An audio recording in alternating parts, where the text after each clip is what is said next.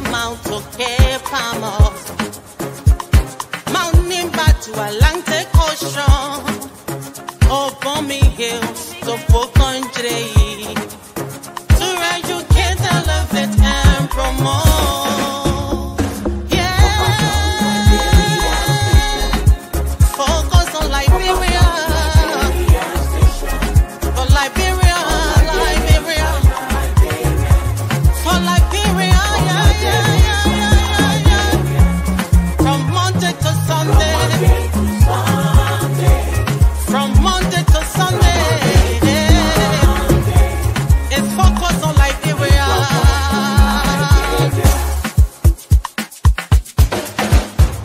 Talk about home affairs, hey, in diaspora, current affairs, hey, reliable information,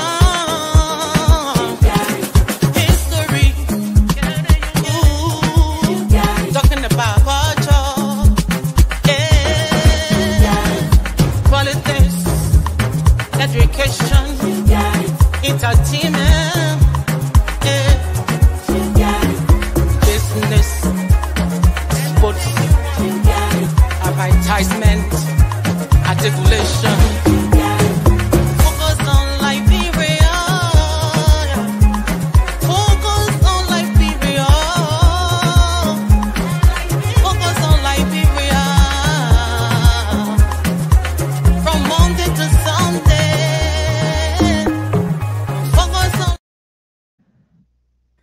Hello, ladies and gentlemen, and happy Africa Liberation Day. My name is Dennis Jai, and we are broadcasting from Atlanta, Georgia. When OU were established, that marked the beginning of the anniversary. So 1963 to now, that's what, 62 years for Africa Liberation Day. So today is, if you want to say, the 62nd anniversary of Africa Liberation Day. So today, in commemoration of African Liberation Day, we're going to be dealing with what really does it mean when we say African liberation? What does that mean? How can that dream be accomplished? And what is the role of our own country, Liberia, in the African liberation struggle? Those are the things we're going to be dealing with today on this African Liberation Day. Let me welcome the scholar, Jackie Sayer, host of the Literary Hour. Welcome, Jackie. Thank you, Dennis. It's good to be here. Thank you for coming. Let me also welcome Bilfina Deconti Yawon, the founder and steward of Archive Liberia. Welcome, Deconti. Thank you so much. And I also want to say Happy Independence Day to Eritrea as well. Thank you. Let me also welcome the new progressive commentator, Dr. Clarence Pearson. Welcome, sir. Thank you, Dennis. It's a pleasure to be on the show tonight, and I want to say hi to my fellow panelists and our listening viewers out there. And I look forward to a good discussion tonight. Thank you. In the background is Sekou Keller. He's the host of Roundtable Africa, right here, focused on Liberia. Sekou is having some technical issues. He's joining us from Canada, and Canada and America, we are not as friendly as before, so we got to do something. Let me welcome all our viewers from across the globe. Today is African Liberation Day, and we say welcome, welcome, welcome. So to start the show, let me go around the room, starting with you, Jackie. When we say African Liberation Day, what does African Liberation Day mean? What really are we talking about when we say African Liberation Day? And again, before Jackie, you come in, let me welcome Sekou Keller. He's an adherent to African traditional beliefs and host of Roundtable Africa right here on Focus on Liberia. Welcome, Sekou. Thank you for having me, Mr. Dennis Jha. Thank you. Yes. And we are going around the room to answer the first question, what does it mean when we say African liberation? I'll start with you, Jackie. What does it mean to me personally, or just what it means? I guess it means that African countries are in some way liberated. They fought for for their independence, most of them, and they got freed and they're liberated. I think that for me, I see more of political liberation tied to economic liberation. So unless we're economically vibrant, economically empowered, I see political liberation as only one step to that. So when Africans say on that day, as we commemorate African Liberation Day, what are they talking about? Are they talking only political liberation, or what really do they mean? If we were to Since we've not, explain. since we haven't achieved uh, uh, uh, um, the depth and breadth of economic liberation that we want to achieve, I think for most of us, we're talking about political liberation. Um, Having an Africa Day, which came out of the Casablanca and the Monrovia group, you know, and coming together to have the OAU, I think that's a feat worth celebrating. And so I'm happy today that is Africa Day and that we are all celebrating all around the world, wherever diasporic Liberians are and Africans. Yeah. Thank you, Jackie. Dr. Pearson, what is African Liberation Day? Thank you, Venice. I think Jackie did good providing some of the ideas behind why Africa needed to be liberated to begin with. The African and the political and economic what we call strangulation of the Western powers in Africa.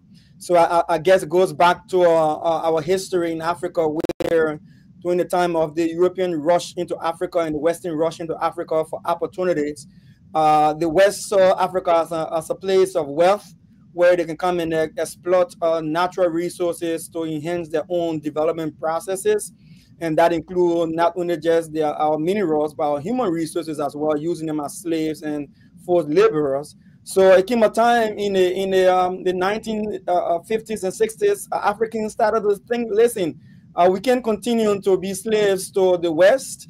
And then Africans started to stand up. We went through the Aboriginal period where we tried to abolish slavery, and Africans propagated their own quest and advocacy for their freedom, for self-determination, to run their own lives. Where that have gotten us, well, that's another debate we're about to have right now. Sekou, what is African liberation? Yes, so just to buttress what the first two speakers have said, African Liberation Day is simply the commemoration of the Organization of African Unity that was created in 1963 to mark the independence of African countries, even though at that times countries like South Africa and other people were still struggling. But it was the commemoration of the independence of many African countries. And this commemoration, it speaks to history. That before that date, 1963, we have a long history that goes back to 500 years of being under foreign influence, dominance, and sometimes we would say the dehumanization of the African people. You talk of slavery, you talk of colonialism. It depends how far back you want to go. There are several important dates you can look at to see the struggle that we've been going through. 1847, 1885, you talk about the scramble for Africa. 1804, you talk about Haiti fighting to liberate itself in the Western Hemisphere, being the first Black nation, liberate itself. You come down to 1847, Liberia, declaring independence. You know, our ancestors who returned, united with other people on the continent to create a free country. So there's this long struggle we went through, and different liberation struggle that have taken place that we've discussed tonight, from the first Pan-African Conference, organized by Sylvester Williams in London in the 1900s, that brought about Pan-Africanism. And all those struggles they produced fruits, and those fruits were the independence of African nation. So in 1963, our Organization of African Unity was formed to symbolize that independence from colonial rule and domination of Black people on the planet. Thank you. Let me also welcome our friend from Waplo Institute, Kilipo Kanwike, Mr. Mohammed Sharif. He's FOL political analyst. Welcome, Mohammed. Yes, thank you, Dennis. Good to be here. Thank you. Let me go to you. What is African liberation? Thank you. First, I think it's important, while 1963, May 25th, 1963 is the day that we tend to remember as the founding of African Liberation Day, it was actually founded in 1958 by Kwame Nkrumah. And originally the date was April 15th. But during the founding of the Organization of African Unity, that date was changed and the name was changed from African Freedom Day to African Liberation Day. And so I think it's also important to note for me that African Liberation Day is not just about a commemoration, but it is a call to action. It is a day to reaffirm our commitment to Pan-Africanism and the total liberation and unification of Africa under socialism. I can talk more, I'll talk more about what African liberation actually means. But for me, it is about power for Black and African people of the world. And power is an essential element because it means we're able to control our own destiny. And it is not just about the control of material, right? Like our natural resources, that is important. It is also a control of our immaterial, like our minds. This is something that Kwame Ture talks about, right? He says you cannot have freedom without the material and immaterial. And so African Liberation Day for me is for us to reflect on the fact that we are not a liberated continent, that we have not done the work of unification, but that we're committed to this work and that we're committed towards a socialist Africa.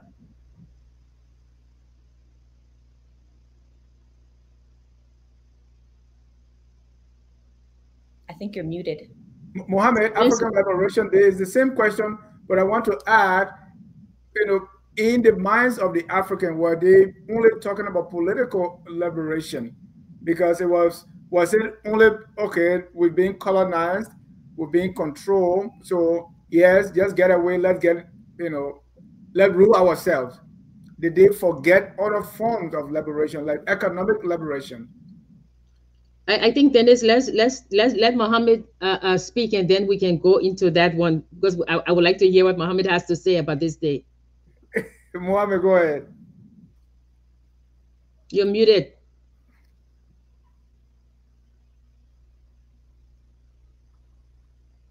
Making the same mistake. Yeah, I believe the same question. What does African liberation mean?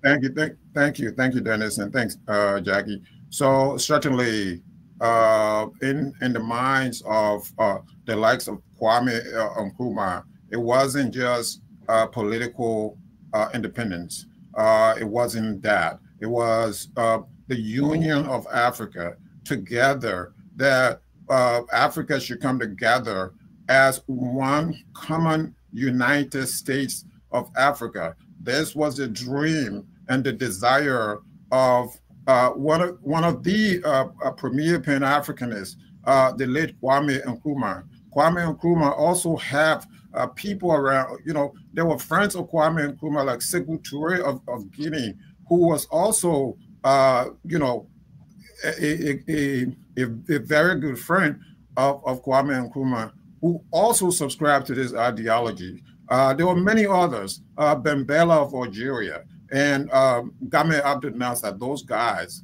On the contrary, though, you had Tubman and others who did not agree with that vision.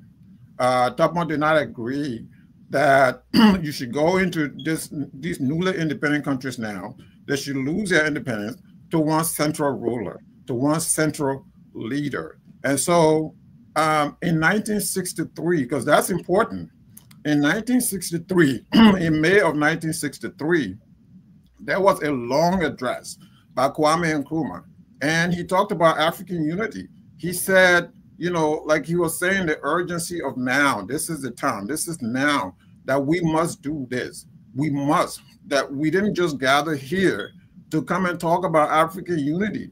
We have to now decide on the modalities of that union, meaning that a constitution, we must start working a constitution, on a constitution.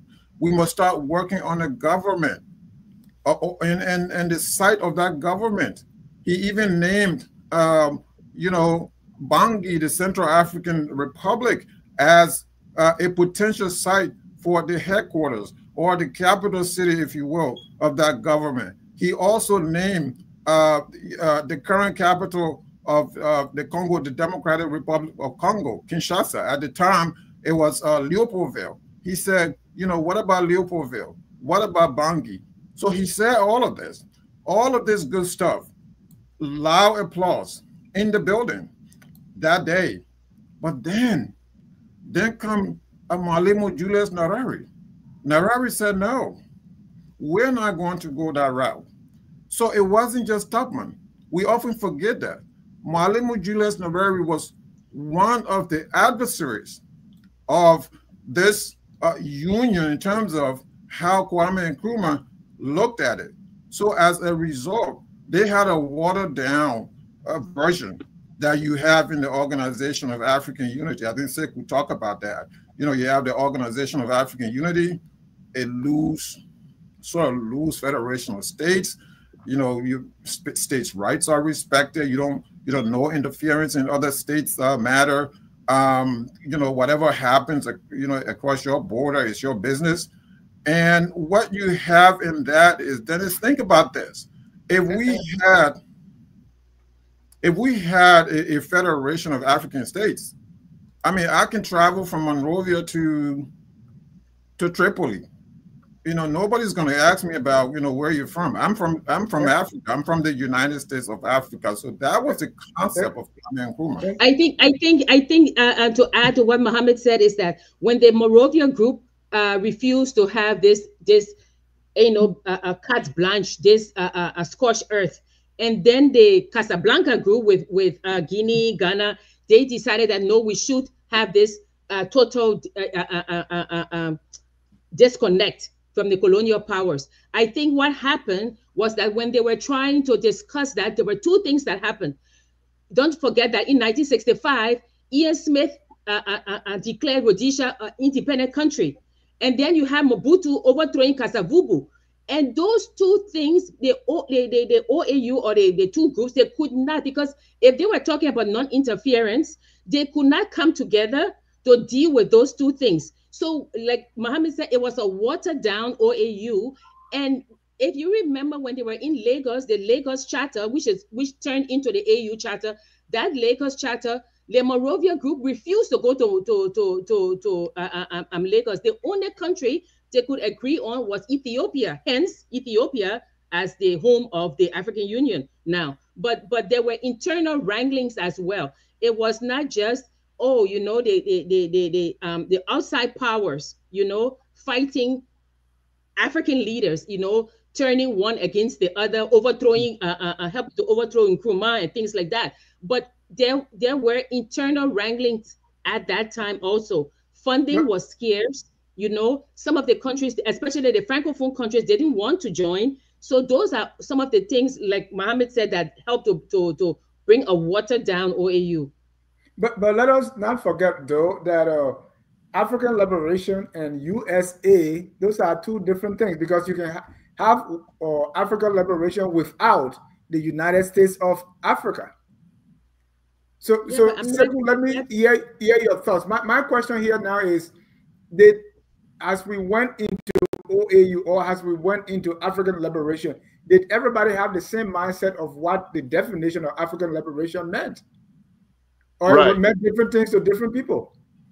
Yes, I think that's where the debate begins. I would like to just share this book with the maybe with the listening audience. White Malice by Susan Williams is an important book here that really documents how Kwame Nkrumah organized the All African Conference in 1958 in Accra, Ghana, where he invited those who will now become future leaders of Africa. You have people like Patrice Lumumba and other people at that time. They were not in really leadership at the time, but they all came to this conference where the future of Africa was being discussed and what they needed to do. Kwame Nkrumah understanding of independence, like he said on the Ghana independence, that the independence of Ghana would mean nothing until entire Africa is liberated. For him, it's a continental vision. It's this continental vision where we needed to come together and form a single powerful state. Because for Kwame Nkrumah, these states, these little former colonies that become independent, will be too fragile to withstand what he will later call neocolonialism, the return of these superpowers to come and re-exploit the people. So he said that if these little tiny states, which are fragile, do not have the infrastructure, to even the economic infrastructure to stand, to withstand these other colonial power, it's better we put all our eggs in one basket and form one powerful super state that will defend us forever. And history will not repeat itself again. Now, this is where the two school of thought came from, where they call the Casablanca Bloc and the Monrovia Group. The Monrovia Group, which was led by Topman and other people, these were the moderates. They were like, let's slow down. I think we should fight for independence. The liberation is more important. When we all have our independence, we grow our economy, then slowly we can integrate and form a super state. But right now, what is important is to focus to liberate all of the African continents. Like they said, Rhodesia was a problem, South Africa was a problem, and other places like that. So they said, let's take it easy. But the Casablanca group was like, there's no time to waste. Let's unite, then we'll fix the problem later. So to ask the question today, to say what that liberation meant, for me, if you ask me today, where will I stand? Or if I was there in history, what school or what group will I follow? I would struggle to answer, because if I went with the Casablanca group, which said, let's unite, I would say there's a problem. The problem there is that the issue of culture was not addressed. Because I, coming from the Ethiopian school of Pan-Africanism, I believe that you cannot unite a people if they do not have a common culture, or there is no historical consciousness that unite them together. Let's say North Africa. What historical and cultural ties do we have with North Africa to form a one state? Because they do not identify to the Black struggle. They do not understand the slavery that we went through. They did not go through it. So our people have been taken. So if you form one country with them, are they going to have the same white supremacy kind of tendency towards us, as we see now in North Africa, how they do not love people from the sub-Saharan side? So I think the issue of culture, Algeria, Egypt, and Libya, along with South Africa and Nigeria, pays 66% of the dues of the AU. Yeah, I understand. I'm saying in terms of politically, they were well engaged. I'm saying culturally, okay. If we unite with them, is there a chance? Because I don't see any country like the United States that they took example from to form the United States of Africa. United States was built on one particular culture, which was a Judeo-Christianity Western culture.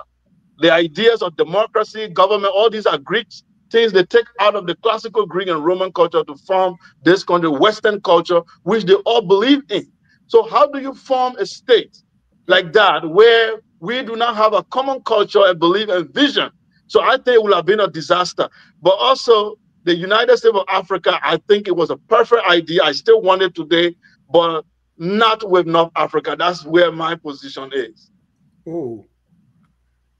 That country. So on that issue of culture, wisdom is saying, hey, Europe does not have similar culture, but they are still united. But that's an issue we can talk about later. But I stated it very clearly. Western culture is based on Judeo-Christianity and Greek and Roman classics culture. Democracy, human rights. All of Europeans have something called Western culture that they all believe in. No matter how there are little differences, the common values, all of them have it. Are we going to debate? African societies have human rights. African societies have human rights. I did not say that. I did not say we don't have human rights. I said our cultural view with the North African differ. Historical consciousness is not the same.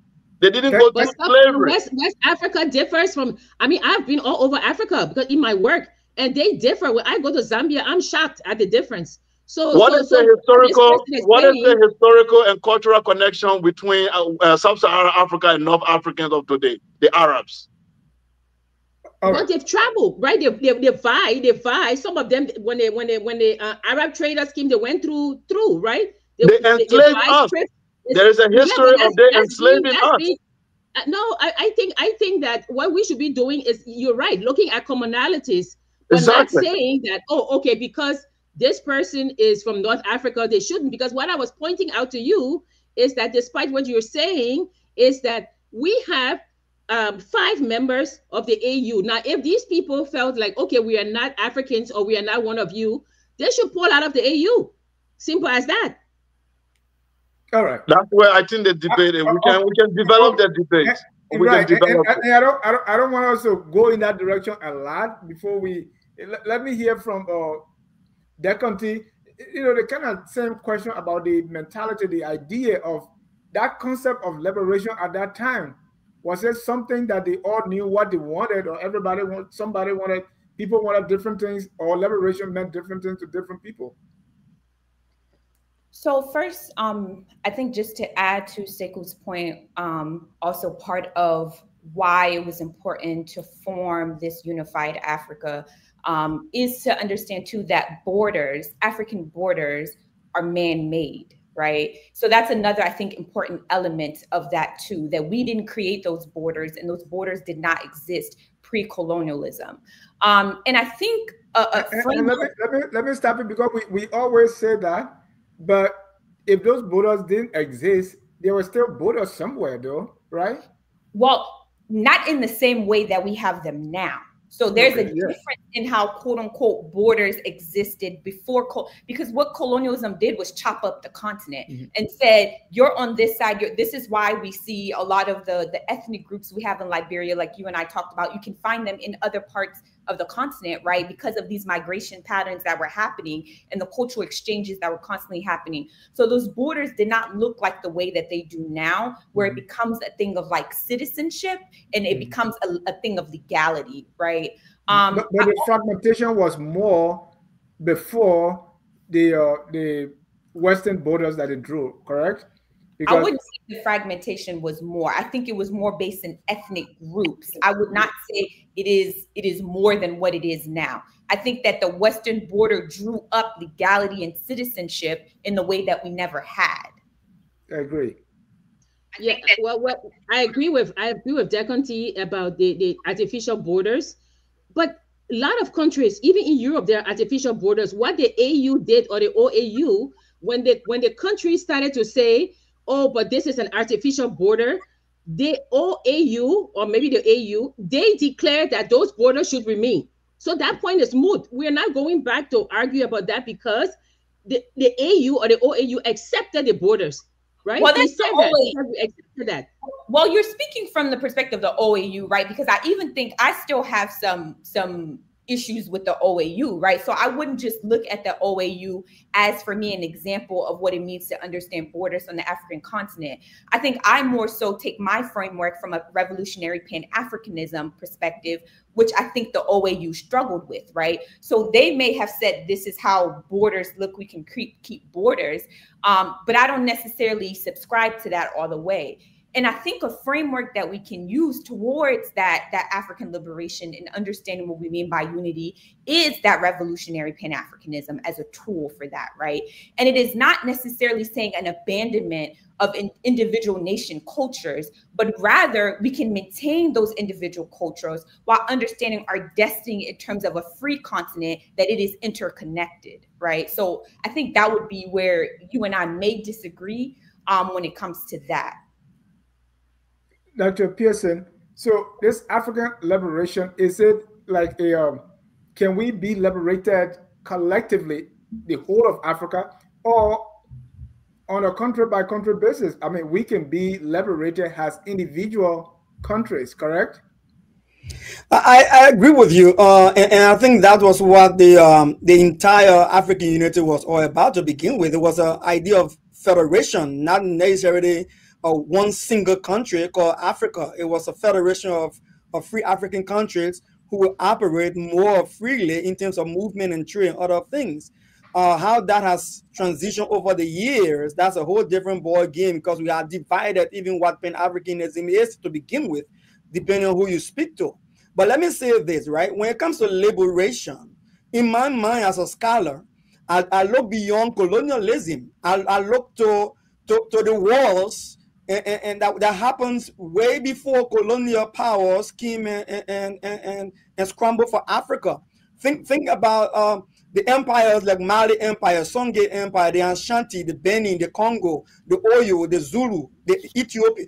These are people who conquer African nations, Africans conquer African nations and pillage them for resources. And so when we have had the external intrusion of the Western powers, and now that we realize that our common enemies now unify us, and then someone just jump from the clear blue sky and say, you know, it is now time that we all just throw away our own governance structure and jump onto a bandwagon as though we just flip a hat off our heads. I mean, people have signed my own with thing, and I think Tubman and the likes from Liberia, the Morovia group was very cautious of that. They wanted a pragmatic way, a gradual and pragmatic way forward. Like, listen, we can just jump into this thing, not knowing how we're going to add the mechanism and infrastructure is going to uphold these values, these changes that we want to see. We already have ourselves divided among ourselves, and the Westerners are manipulating us from within. Let us have a grip on these things first, and then we can go to a more aggressive approach. And I don't hold them like I heard Sekou said. If I was there at the time myself, I would be thinking like Tubman. I would be thinking with a more strategic approach, rather than the what you call flip the heart kind of approach. I don't condemn it.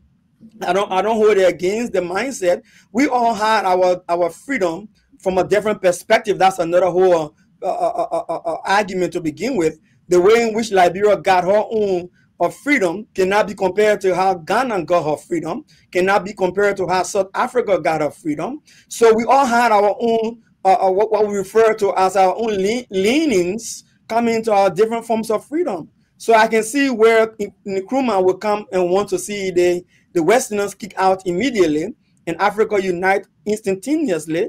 But if I was in Liberia, who got my full support and independence and strength as a country at the time, depending on who was in power by then for over 130 years, if my strength were from the United States, I wouldn't just throw them away with a flip of a hat without any form of dependence, especially from my historical references, looking at the intrusion of Britain and France and Portugal on the Western region. So yeah, I would be skeptical as well. But I believe, and I want to close on the before people misinterpret me. I believe strongly that Pan-Africanism is the way that we should go. I believe that we should have a unified Africa with free border, free trades. I think we should never ask any African why you're in my country and I'm in your country. I don't think there should be any reason why borders would define our family values and our culture and those things. So no, I believe in free Africa from any imperial dominance. Political freedom, economic freedom, cultural revitalization, and of course, Pan-African unity. These things, as we think of African liberation, that's what we think about. Are those goals realistic? Are they achievable? Is that something that we can really say we can do this, Jackie? I'm sorry. Is African liberation a realistic goal? Okay, I will yield to Deconti first. Sorry, because I want you to come in. I wanted to just make a slight note, Dr. Pearson, because one of the things you mentioned was, which you're right about the interfighting that was happening on the continent way before colonialism. Though I will add that the difference between what was being experienced versus now is anti-Blackness. So those different kingdoms was not fighting because of anti-Blackness.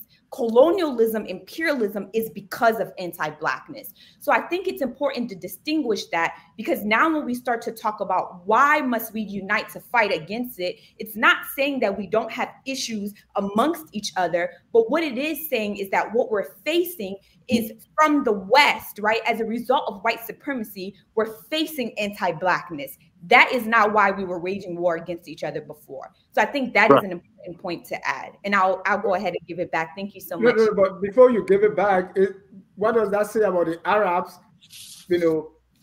Okay, so you go. Yeah, so that's the point that Conti just made is very important to understand why we should unify. It's not because we don't have differences, like she said. The differences exist, but now we have a common struggle. And this struggle was that our skin color, our phenotype has been demonized. A group of people said we were not worth to be human beings. You have to read the books written by Gobino and other people who said that we were subhuman in the evolutionary scale of the human race. And this stigma they put on us, even religiously, spiritually, the Christian church, the Christian scholar written using the curse of Ham. The Islamic scholars have used the same thing. Ibn Khaldun and others, they wrote and demonized us as a race. And that it kind of used to justify what they've done to us on the continent. Now we have a common struggle as a people. So it is on that basis I'm saying the Arabs then cannot form a United States of Africa with me or be a contradiction because they have the same belief as the white people. That's where I stand. But how about Algeria? Okay, let me speak. I think it's my turn now. There are two things I want to say, Dennis. But the so first you're not one answering my is that, question. yeah, it's only a question. The first one is when I think Clarence was saying about the fact that the Morovia group, they thought about the consequences and they said let's slow things down. But you forget that when all the Francophone countries, the formerly colonized Francophone countries, when they were rushing back to France to tie their currency to the French franc, Sékou Touré said no. And Sékou Touré suffered for that. They isolated him. His country was like a backwater country, but now their resources are intact. When I went to Mozambique, what did I see? The Portuguese drove their trucks into the ocean so the people couldn't get it. They put cement in the pipes so the people couldn't use it when they were getting independence. What I'm saying, Dennis, when it comes to economic liberation, is I follow Toni Morrison, who says when someone says to you, "Oh, you don't have a culture," or you never had a kingdom, then you spend 10 years doing your dissertation to prove to the white man, "Oh, look, I have a culture." No, that's distraction. I am not going to prove to you something that exists. I'm moving on. How the West underdeveloped Africa, if I read Steve Biko's book, The Greatest Weapon of the Oppressor is the Mind of the Oppressed, we know that. I am not going to spend time talking to my friend who is from Europe to say, "Oh, you think we don't have a culture? Come, let me show you." You think we live in trees? No, wait. I am not going to do that, because if they wanted to know, they can go and learn. So what I'm saying is that when we are talking, moving forward now, because you see, and please bear with me, it is like this. Colonization hurt us. So you want me now to go back to the people who hurt us and say, "Oh, you see, you hurt me, please apologize." Please. They will never apologize, because those scars that were given to you enriched them. They're not going to apologize to you, no matter how much you go back and show them that, "Oh, you know what? In 1942, you did this. In 1865, you made us." They don't care. And because they don't care, you're wasting your breath.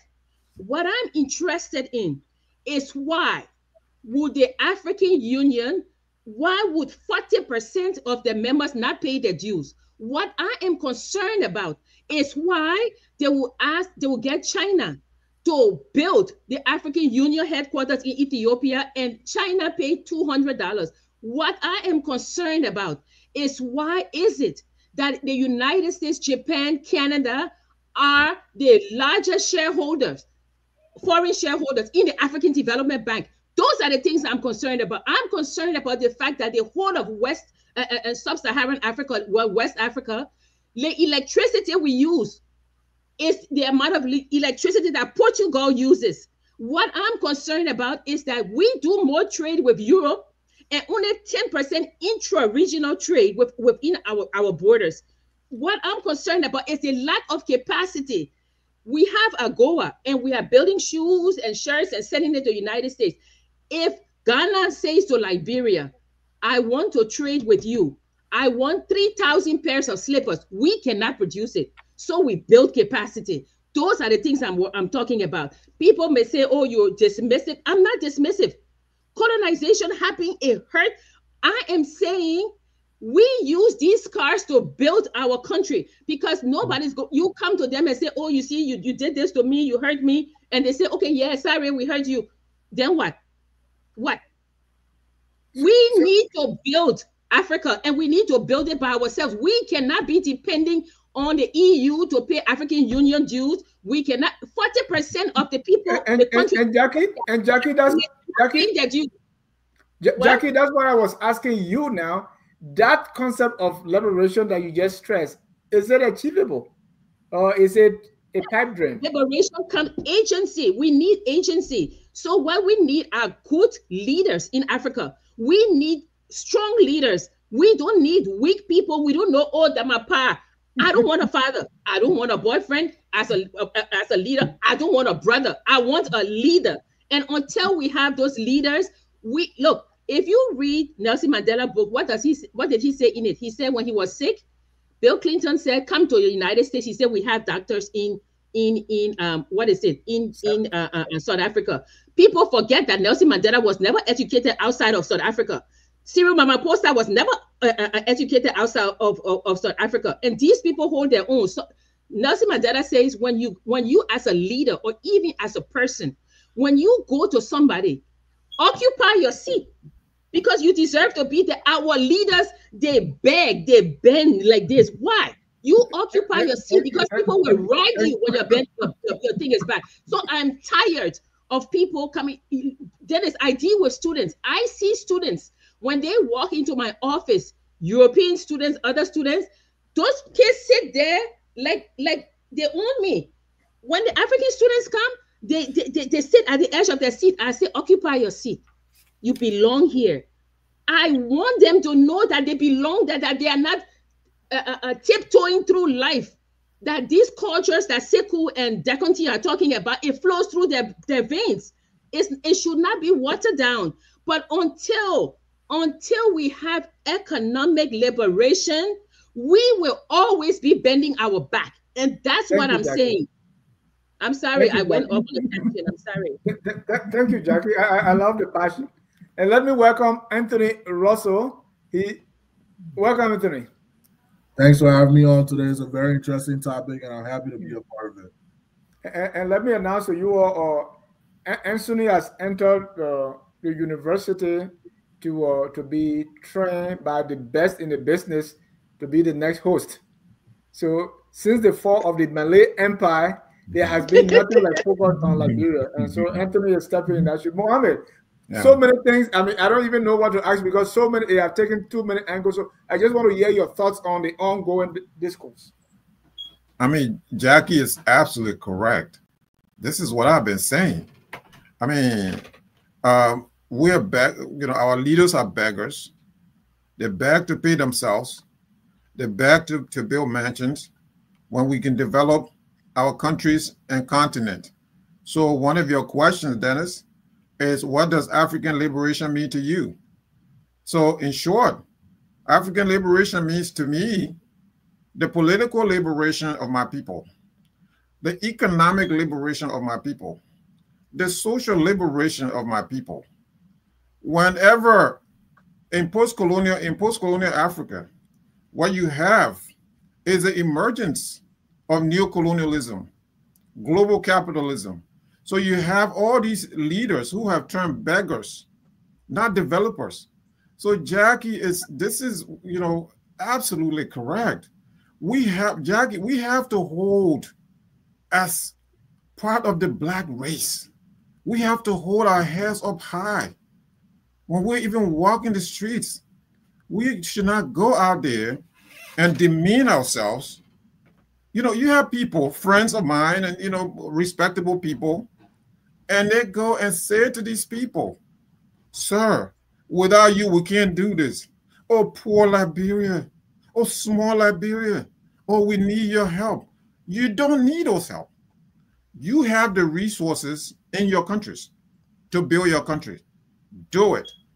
And to my brother Clarence's point, it's very troubling that you continue to make the point. It's a point that the Europeans want us to drive through.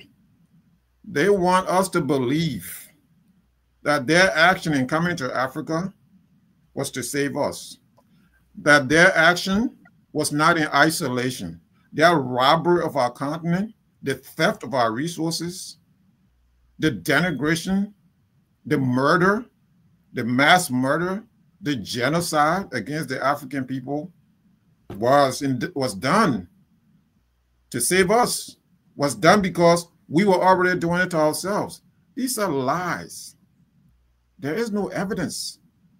These are lies. And if Africans are condoning this, if Africans are accepting this, so we're accepting the excesses against our people. These people, the Europeans, if you will, they are criminally liable for the robbery of the African continent. So long after the slave trade was abolished, they found a method to go back. In the 1870s, Dennis, 1870s, 1880s, they went back to Africa quickly to now take over the continent. So because they were fighting among themselves, so you had the French, skirmishing with the British, you had the Germans, Otto von Bismarck. So Chancellor Otto von Bismarck called them together. Guys, what are you doing? Let's come together. You see, they can come together, but the Africans can't come together, right? So he called them to a meeting in 1884. They stayed there for 3 months, November of 1884 to February of 1885. When it was all over, they mapped out a plan. You see this map behind me? I don't know if you can see this map. Anybody can see this map? This is a balkanized version of our continent now. So we are so balkanized. After von Bismarck called them to come together, so they go in with the bullets. Somebody said they go in with religion as well. So they go in. Mohammed, let me come in a little bit because I will land that thought because it's important. Yeah, I want you to land that. I want to compound it, but go ahead because I want to put something. Okay. Yeah, because and I understand that, but is it? I was asking Jackie, is this realistic? Can we do it?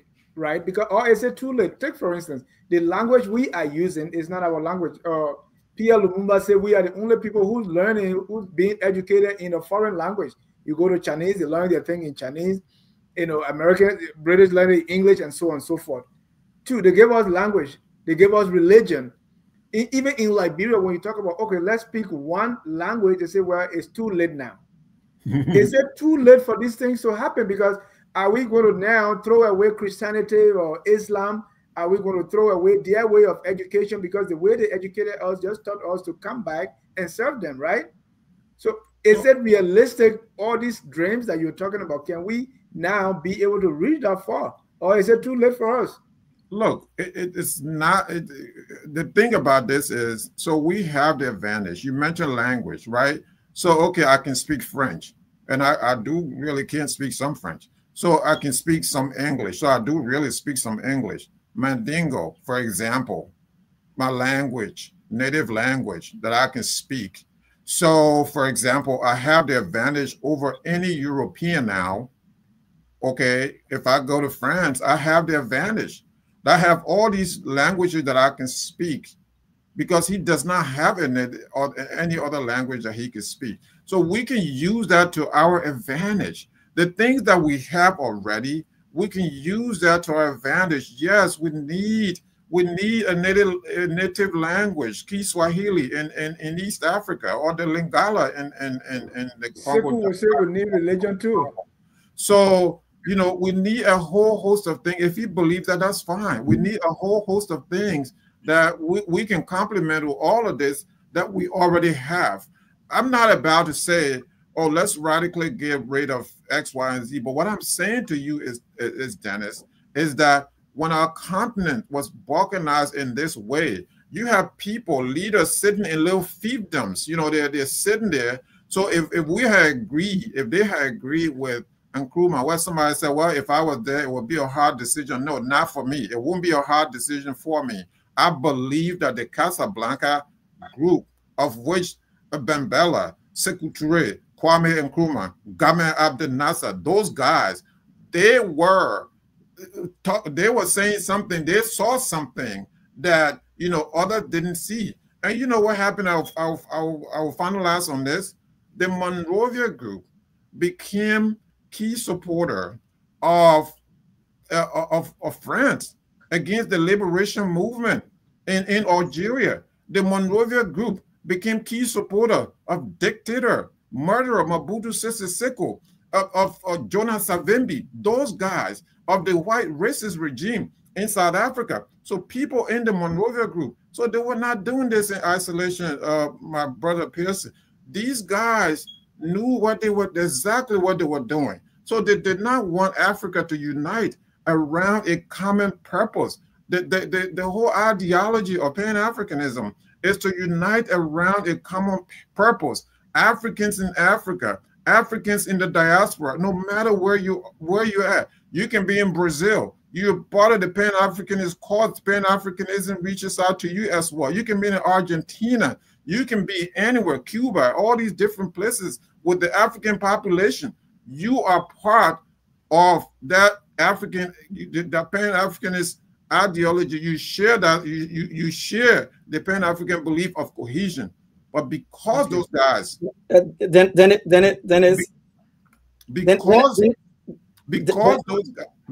because those guys, 10 seconds, Mohammed, because I want Anthony to come into. Because they didn't want to see Africa united that way, it's why we have all the wars now. We have all these wars. We have degradation, economic degradation. We have to now walk around with, in Africa, with foreign, in some countries like Liberia, my country, we have two currencies. We have two currencies. Like, what are we doing? What are we doing? And we're here apologizing for the robbery, apologizing for death and destruction of our continent. We should be embarrassed as Africans. Then it is important that I make a clarification.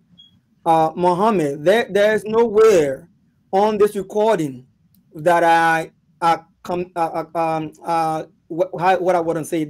commended imperialism or colonialism, or said that what they did was good in Africa. At no time that I say that. I didn't say you commended, but you did say that. You said like I'm pushing a narrative. No, you said that I'm pushing a narrative that kind of like promote what they're doing and glorifying their actions in a way, and that's complete misinformation. Now let me make this very clear. You can push your agenda, your Pan-African agenda, without trying to make others look ugly for the views that they hold. I am just saying to you that the Monrovia group did not see expedient and pragmatic at the time to move into a cap-off, switch-off situation with unifying Africa. There were so many factors that were affecting. There were so many factors that were affecting the narrative. And what does that mean?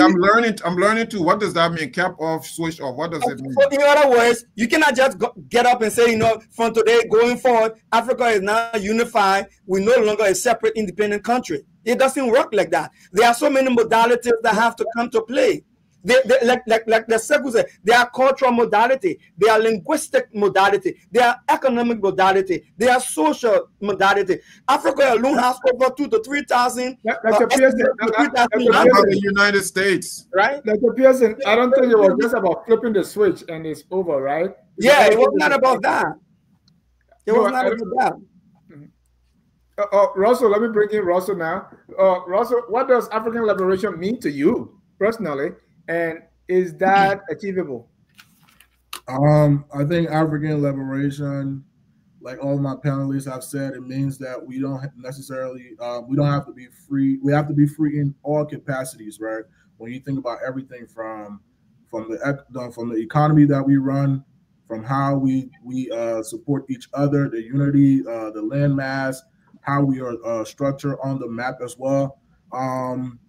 Also, our institutions, right? We see a lot of our institutions now have been erased with the Western colonization institutions. When you talk about education, you talk about how we look at churches now, and other institutions as well too that we look at. Do I believe that it can be achieved? Yes. And why hasn't it been achieved yet? Or for the people that think that it cannot be achieved. I think that those people are probably agents of the Western wars. For you to believe that we cannot achieve true liberation. And I think one of the reasons that we cannot achieve true liberation is because we have people today within our society who have not been truly liberated. When I talk about liberation, I talk about their mindset, right? They don't know the intricacies of what it means to be colonized. They don't know the intricacies of what it means to have an entire system that is not of your own, right? When you talk about education, you talk about how you view your own God, you talk about how you view the people around you.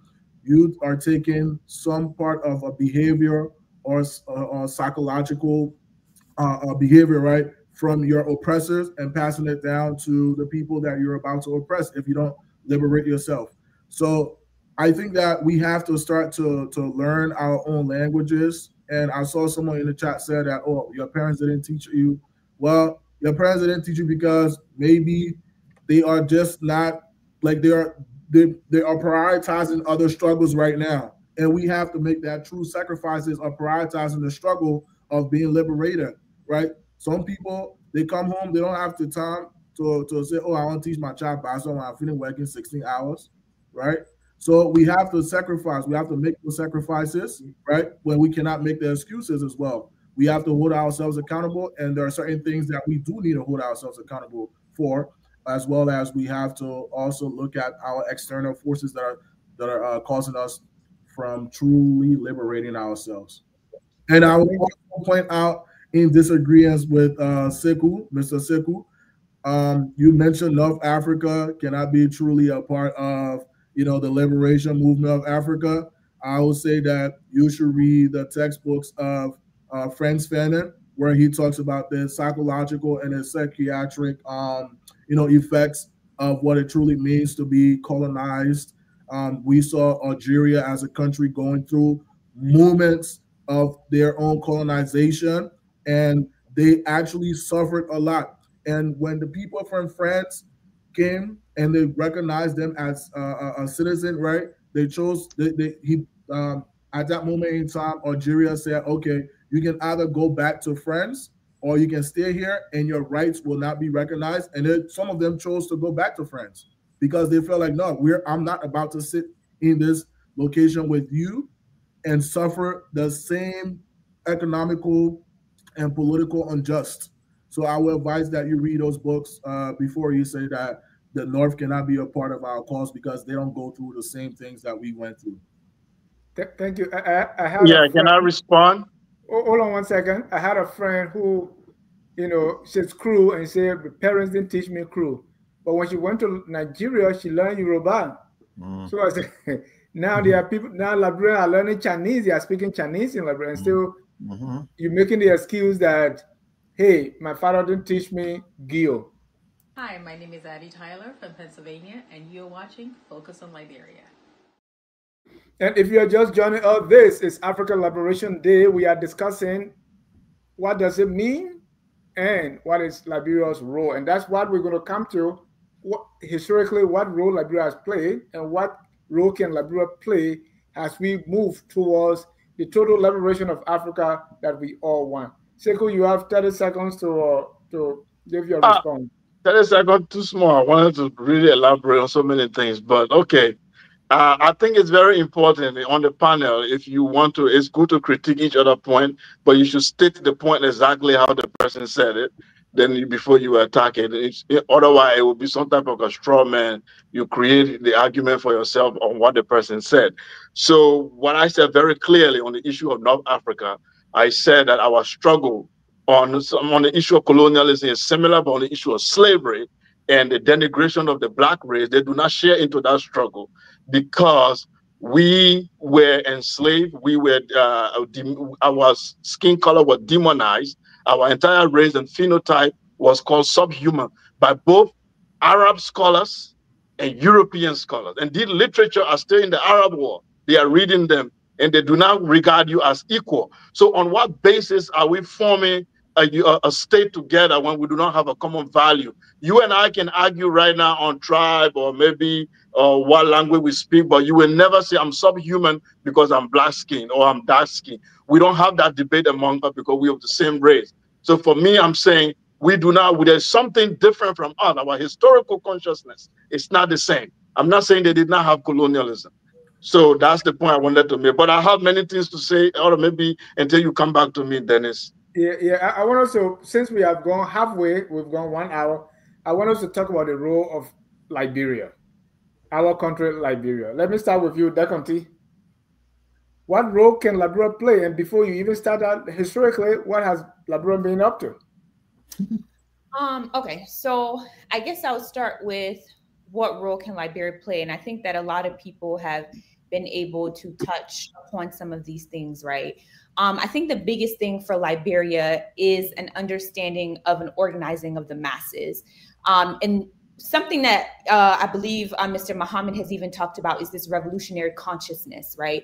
And revolutionary consciousness cannot happen without political education through ideology and also through political practice.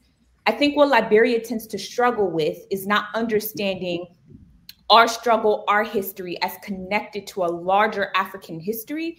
And oftentimes, I think that we do ourselves a disservice by understanding Liberia's history in isolation and more connected to the US than connected to other parts of the continent, right?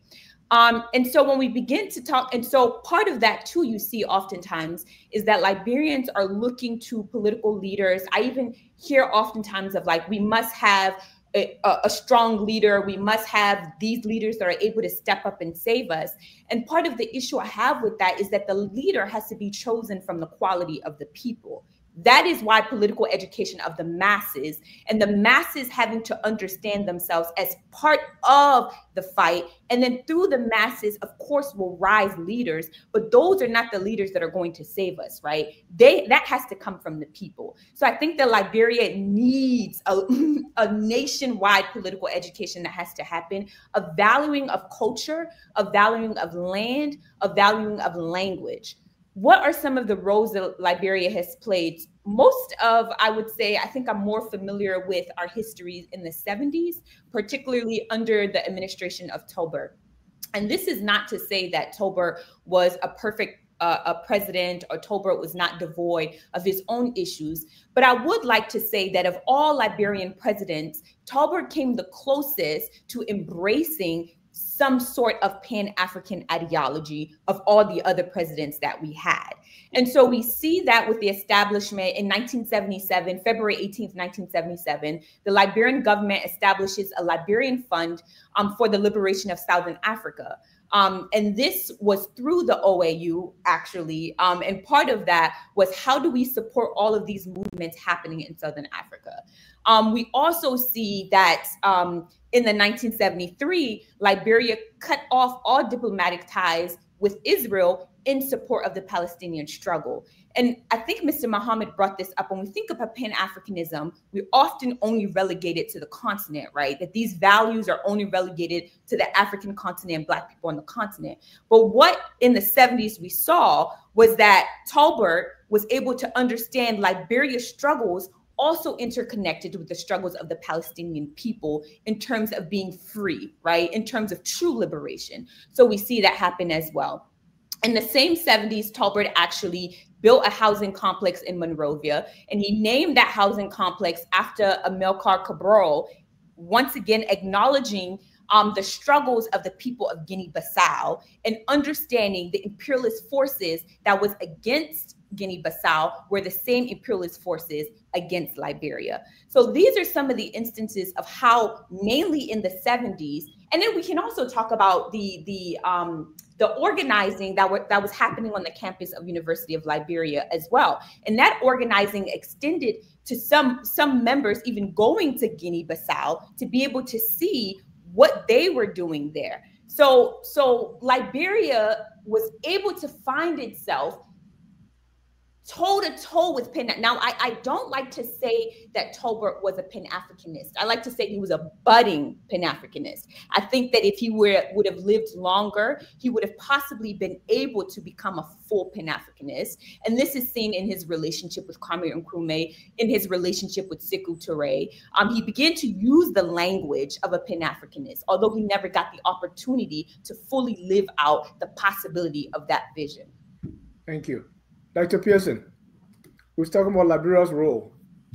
Yeah, you know, thank you again, Dennis. Listen, I think, in my opinion, the reason why majority of the time I see a lot of my friends, my comrades, trying to downplay the Morovia group or the Liberia approach towards African unity is because of the confusion between Pan-Africanism and Pan-Americanism.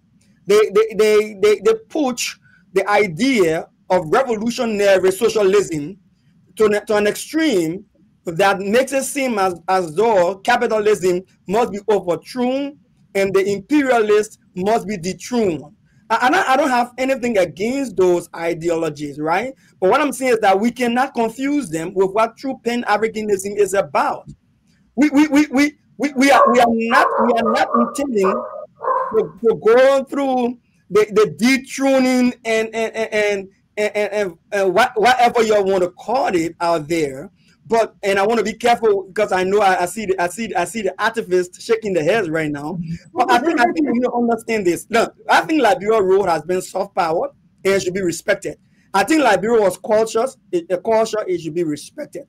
I think Liberia has a strong diplomatic reach during the time of the neo-colonial counter against the neo-colonialism and colonialism to begin with, and even in the independence for Africa, Liberia played a major role. We may not have given arms to countries who were in the struggles. We may not have given bullets to them, but we represented them at the United Nations. We had strong diplomatic reference in our different platforms for their movements. South Africa, Ghana, name all of the African countries you want to talk about. Liberia was instrumental in acknowledging their independence, advocating for their rights to freedom, and pushing their agenda at the highest level. And we gained some capital in that regard. So I feel strongly when people think they can just come up and say, hey, and just trash Liberia's role. And when they're even naming and listing Africans that have contributed immensely to neo-colonialism, and fighting against neo-colonialism or colonialism, and say, oh, what, Liberia is one of those who were anchored to those processes. I do not subscribe to those logic, right? And so I will say it again, and I want to reaffirm saying this. I do not support any form of imperialist dominance in Africa. No, I do not. I do not support that Africa should be exploited by the West. No, I do not support that. But we should respect the different dynamics to the fight that we all bring to the fore of liberating Africa in whatever means we are more capable of achieving that. That would be what I would say. Liberia. What is that? What is that dynamic? I want you to end with that, right? Because you talk about Pan-Americanism, Pan-Africanism. I want you to define those terms. Even though you don't support imperialism, but we should. What you want us to do? I'm not clear on that point. The simple logic I will push here is that you if you look at the American approach to civil liberty in the struggle for civil liberty, there were those who were of the opinion that we should take our freedom by force. Mm-hmm. And there were those who were of the opinion that there can be non-violent approach to also getting your civil liberties and your rights. So I'm saying that in as much as Africa is struggling for its liberty, there should be a balance where we respect both approaches and don't use one approach as one size fit all situation. The Marxist approach is good, but as well as the what we call the non-violent approach, which is the soft power that Liberia tried to project all through her interventions in the colonial fight and struggle. Thank you. Jackie. Can I define Pan-Africanism really quickly? Because I think that's important. We've been kind of I can define it since I was the one reading about it. Okay, so you define it, and then I'll see if I got to add. A political or cultural movement promoting unity, solidarity, empowerment of African people globally, not only in Africa. The Marxist rooted ideology is more of an advocacy that seek to overthrow capitalism, the system of capitalism, through revolution and establishing a classless socialist society. And there's a big difference. And you disagree with that second part? The second part, I'm not saying, I want to be very careful here, Dennis. I said there can be a multifaceted approach to the problem. But we cannot say because Liberia took the path of soft power, like the situation with Martin Luther King, then we say, oh no, Liberia. Mohammed is saying that was not soft power. They were not taking a non-violent approach. What they were saying, what Mohammed is pushing is they were actually puppets to the colonizer, to the oppressors. He cited examples of the Moravia group taking part in the overthrow of other governments. That's perception, Dennis. So when we say the Moravia group also overthrew Tubman and overthrew Toba and sabotage Charles Taylor and Dole, it's not a perception. That's not true, Dennis. It's not a perception. I just wanted to bring that to the forefront. Yeah, that's not true, Dennis. Your thought, Mohammed. Let me go to Jackie first. I was tempted to go to you first, but I changed my mind. I want Jackie to weigh in. Okay, so there are a lot of things floating. There are a lot of things floating, Dennis. What specifically do you want me to? You put your hand up. Okay, so I want to talk a little bit about the role of Liberia in world politics and how important Liberia was, right? One of the books that we had to read was Azikwe's book, right? Liberia in world politics, right? Azikwe went on to become the first president of Nigeria. But that book laid out all of the things that Liberia did at that time. That was very fundamental to its role as a world player. People forget that a lot of the blacks who were oppressed saw Liberia as a beacon, a place they could go, like the people from Barbados. They went there. So Liberia was a home. It was the independent country that people could run to. So it was a home. But Liberia was also a founding member of the United Nations, right? In World War II. Don't forget, Liberia, because Japan was on the other side. So Liberia was the one that was giving rubber, right? Firestone, giving rubber for the tanks and things. So important was Liberia that the president, I think it was Roosevelt at the time, he came to Liberia. Don't forget that he came to Liberia. I mean, yeah, people can say, yeah, he just wanted something. Of course, the puppet, but he came to Liberia, right? And at that time, rubber was what oil is now. Rubber was very important at the time. And then we had the non-aligned movement, right? Tobo pushed that. When we talk about Pan-Africanism, there are two things I want to talk about. You know, people say we have to have a unity of purpose. Within Pan-Africanism, there are differences of what it means to be a Pan-Africanist. Because look at Dennis, if you say a unity of purpose, we should have a unity of purpose. Even thieves, when they're going to steal, they have a unity of purpose. We go into that building, we take the money, we go. So they have a unity of purpose. So what unity of purpose is to define what Pan-Africanism is, to look at the commonalities, hash out the differences, because you need that common purpose if you're going to say, you know, this is what Pan-Africanism is. Because there are different differences. I have a different meaning. And I'll give you one example. When and I'm sorry, Dennis, I'm a teacher, so let me talk. Dennis, when you had the Harlem Renaissance, right? You had Black Americans rising up. You know, it was literary Renaissance, Black, everything, Black empowerment, Black pride, right? Then you had the negritude. The negritude was Francophone, or Leopold Sédar Senghor, Diop, right? Damas, they all came together and they were writing everything Black was beautiful.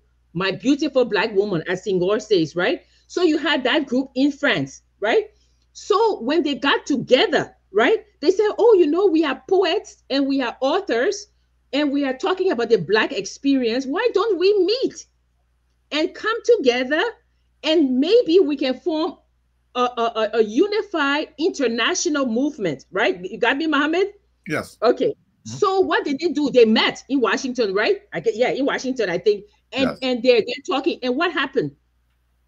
What happened was they realized that, these French negritudinists, they wanted complete disassociation from France. They wanted complete separation. And here you are, the Black Americans, you have Langston Hughes saying, I too sing America, right? They wanted to be part of America. They just wanted the white race to recognize them and validate their experiences. So they broke away, right? And there's that famous speech that Senghor gave. And Senghor, Sekou, you can look at Senghor and say, no, our purposes are different. We may share the same color, but we don't want the same thing. You want integration into America, and we want separation, right? So when we talk about Pan-Africanism, look at Tubman, Dennis. You have Firestone, and you can say all you want. I mean, Greg Mitman's book, The Empire of Rubber, is one of the best books I've ever read. Well researched about Firestone. But look what happened. You're talking about Firestone, and you're saying, but why Firestone can't pay the workers? Why Firestone can't pay the workers more money? Well, Firestone cannot pay the workers more money because at that time, who was the second largest owner of rubber plantations? Tubman. So if you're going to go raise the salary of Firestone workers, Tubman got to raise his salary, right? So when we're talking about these things, we must also know that we are fighting amongst ourselves as well.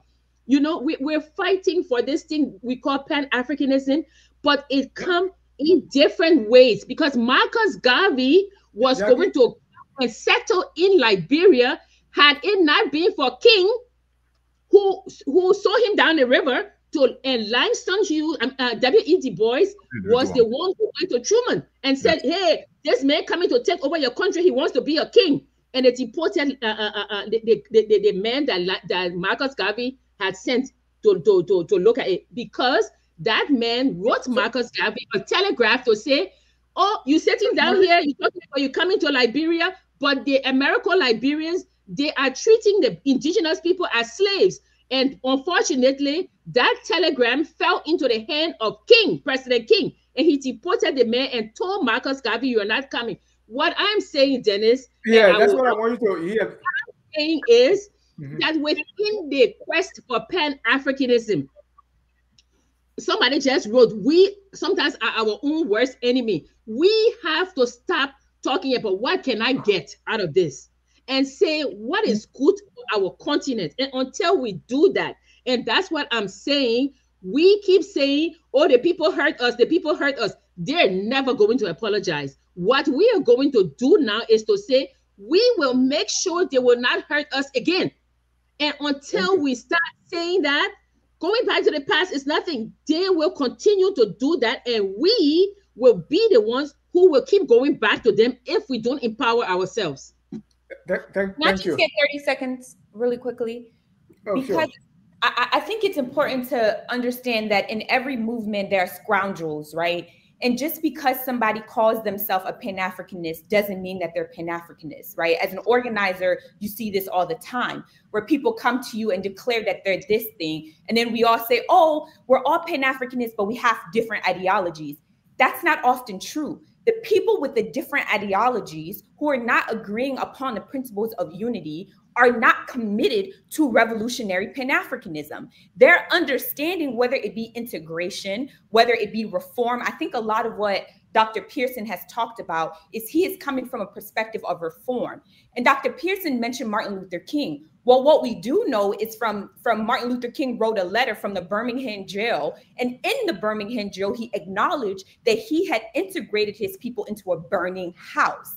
And that is why Martin Luther King became more of an anti-capitalist towards the end of his life. It began to see more of the perspective of people like Malcolm X, because he started to understand reform was not going to get us anywhere. And that while he may have done his part in this larger civil rights movement, that the integration that he had did with his people was actually wrong. So he had those reflections and he expressed those through those letters. And so I think it's important when we say you know, all of these people within the same movement had different ideas. We have to question who were the people and where were the ideas coming from. Just because they were part of the OAU did not mean that they were committed to a revolutionary Pan-Africanism. They were scoundrels. And it's important to say that. They were neo-colonialist agents. And so we have to separate the two. And that's why I'm one of the people why I asked Dr. Pearson to define what he means by Pan-Africanism, which once again, I keep saying I subscribe to revolutionary Pan-Africanism, right? And I say that because within movements, in order to organize, we have to be specific. We have to say, this is what it means to be a Pan-Africanist, and this is what it does not mean to be a Pan-Africanist. And if you are going against our principles of unity, you might have a different framework that you're operating under, but you are not a revolutionary Pan-Africanist, right? And if we and who determines that, Deconti? Who interprets that? Well, Pan-Africanism is not devoid of literature. There are literatures, whether it's from Kwame Nkrumah, whether it's coming from Sekou Touré and movements, there are literature that is explicit. For example, a Pan-Africanist must be anti-capitalist. That is very specific. A Pan-Africanist must be anti-imperialist. A Pan-Africanist must be anti-colonialist. If you are not those things, you are coming from a different school of thought, but you're not coming from the school of thought of a revolutionary Pan-Africanist. You are coming from the school of thought of a reformist Pan-Africanist. And we have to understand the difference. Thank you. Let me go to Mohammed and then Russell. You know, we're talking about Liberia's role. What role can Liberia play towards this liberation struggle if we must achieve it? What role can Liberia play? Yeah. the role with President Bouaka leadership. No, I don't mean that. the role, and you're advancing the conversation now. So we've moved from the historical viewpoint. Yeah, it's both. You can start historically and go to. Okay. What Liberia can do is to ensure that, first of all, good neighborliness, and you know, we do have some regional organizations. You know, we do have, you know, the Minor River Union. Where is that now? Since, you know, this administration came in, we have heard not much of the Minor River Union. I don't know at this point. I don't have enough information whether this country is paying its dues in terms of, you know, their dues with the AU. So those are the things that Liberia can begin to do. Another thing that Liberia can begin to do is to ensure that, you know, I have always said that, you know, we don't need all of these, you know, as far as your border regions and stuff like that. Yes, you do. You need to secure your border. But in Liberia, I think we have so many checkpoints in Liberia, Dennis, that if I went to Liberia, I would be asked 10,000 times where you're from because I'm a dingo. I mean, that is so anti-African, right? That's so anti-African value. It's who we are.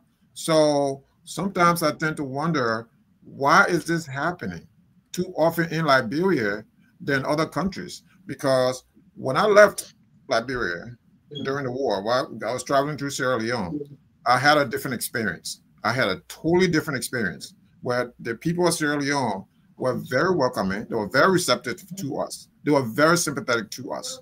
So it was a totally different experience. Maybe they have a different experience. They have a different understanding of African brotherhood or African sisterhood. Liberia's a different case. So let's start from there. You know, some of the little things, the little, you know, the intangibles. So let's start with those. But I don't see much that Liberia is doing now. You know, Deconti mentioned, you know, President Tolbert. It's been 4 decades since, you know, Tolbert has been gone, right? I mean, who has stepped in our shoes? Tolbert went to the United Nations and said, you know, we will fight to the last blood, so that the last vestiges, the vestiges of colonialism, the vestiges of apartheid must be erased, right? Something like that. I'm just paraphrasing. And then he said, we will fight. And if we have to die, you know, those things that he said back then, we still, I still remember that this was in the 70s, and this man said these things, and it was so profound. And so unfortunately, he didn't live to see, he didn't live to go to Zimbabwe, because he was scheduled, according to his wife in a book that she wrote, that he was scheduled to go to Zimbabwe Independence Celebration. Of course, he was murdered, a couple of days before he traveled. So it's been a long time that we've had a president who is committed to the Pan-Africanist cause. So it's just about time that we see someone rise to the occasion and and begin to push that agenda. But is it really going to happen? I have my doubts. Mr. Russell, Liberia's Yes, role towards African liberation. thank you. I think when I look at Pan-Africanism, I agree with majority of the definition so far that has been given, but I love to add one simple fact, right?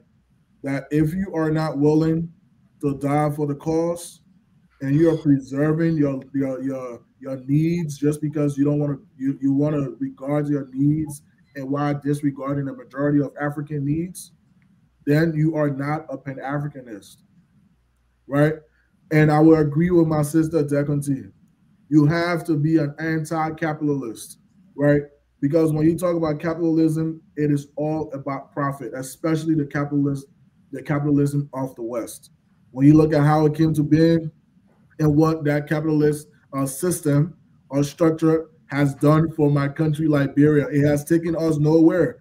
But I will go in and talk about the relationship between Liberia, a relationship between President Talbot and America.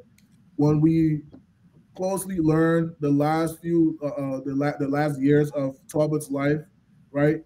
When he was really preaching about the self sovereignty, that's when you start to see real chaos moving within Liberia. When he was preaching about self sovereignty, he was preaching about the things that America was doing with other countries. Especially their what's the word I'm trying to look for? Their international policies, right? These were the things that he was preaching against. He was preaching against also capitalism, looking for ways in which we can create our own economy, we can create our own, and to supply for the majority of our people. So I think America hates people, and especially African leaders, who side with anything that doesn't have to do with capitalism, because it is through capitalism that they're able to come in and prioritize profits. It is through capitalism that they're able to come in and tell our leaders, like, hey, I'm going to chip in a couple of bucks on your pay, on your salary. I'm going to improve that budget that we have, and you are going to allow me to roam your country, explore anywhere I want to explore, and you are not going to have a say so in anything that I do. So I think that we have to look at it from a standpoint of how it benefits a certain individual. If we see that individual benefiting more than the people that he is leading, then he is not a true Pan-Africanist. Thank you. And I've heard about capitalism a lot now, so I just want us to talk about it, because what we see in Liberia, I don't think is. And I was talking with a friend and said, what we see in Liberia is not capitalism; it's pure kleptocracy. People just stealing, right? Because capitalism, the profits, private people, the means of production, control, and all that stuff. That's not what we see. We see people in Liberia who will take money from EU, IMF, and then they divide among themselves. How is that capitalism? That's what derives from capitalism. When you are so focused on profits and profit and profit, you create ways in which you can profitize off of any profits that you have. Also, capitalism is not robbery. It's not taking what belongs to everybody and you alone take it. Moderator, I think you've forgotten me. No, I'm coming to you. I just want to, because we mentioned capitalism, and let me announce that if you want to be part of the conversation, 605-313-6004. The code is 791-403 pounds. Sekou, Liberia's role towards African liberation. Oh, Are we going to finish Yeah. on capitalism? Go ahead, Sekou. Go ahead. You haven't talked in a while. Okay. Yeah, I think so many things have been said. It's just unfortunate we can't go back on all of them now, but I've taken note anyway. But let's go straight to the role Liberia played. We'll look at first the historical role, and then we can talk about what role it can play now. So I think Sister Deconti touched on this. In 1959, in San Nicolas, we see President Tubman. He made a lot of moves. He had a meeting in San Nicolas in 1959 with Kwame Nkrumah, Sekou Toure, and they were discussing this idea of bringing about the Organization of African Unity. How can they form a common front? And eventually, those series of meetings gave birth to the Organization of African Unity today. And Liberia played a lot of role. Nnamdi Azikiwe was mentioned here, who actually, was in Liberia, learned a lot there, and then his Pan-African ideas also were learned in Liberia. So Liberia played a lot of role in trying to unite the continent. We have to say that very clearly. However, there's a reason why the role of Liberia has been diminished over time. And one of the things historians have cited is that this Americo-Liberian elite complex was very real, where for whatever reason you can defend it, you will not defend it in any way. But this Americo-Liberian elite complex, where they felt they were superior or they were somehow more Americanized culturally than those people they were meeting. So there was this type of distrust with the African leader where they cannot really belong. So they were more clinged to the American identity. And for that reason, they were really skeptical about so many things. So some people say their role was very moderate. They were very moderate. They were not part of the revolutionary Pan-African group that wanted quick unity. So they were more moderate. Now, being moderate during revolution, it can be considered as being a sellout. Because when revolution is going on, people do not like people who are moderate. They always see them as sellout. I think that's where the idea came from, that these Liberian leaders were sellout. That is, I can be argued, it can be debate out there with the evidence. If anybody have the evidence to show it, we can see it. But we know that they were very moderate in their role, albeit they were somehow pushing towards the continent to be free. The role of Liberia is very complex now because we've gone through a lot of changes.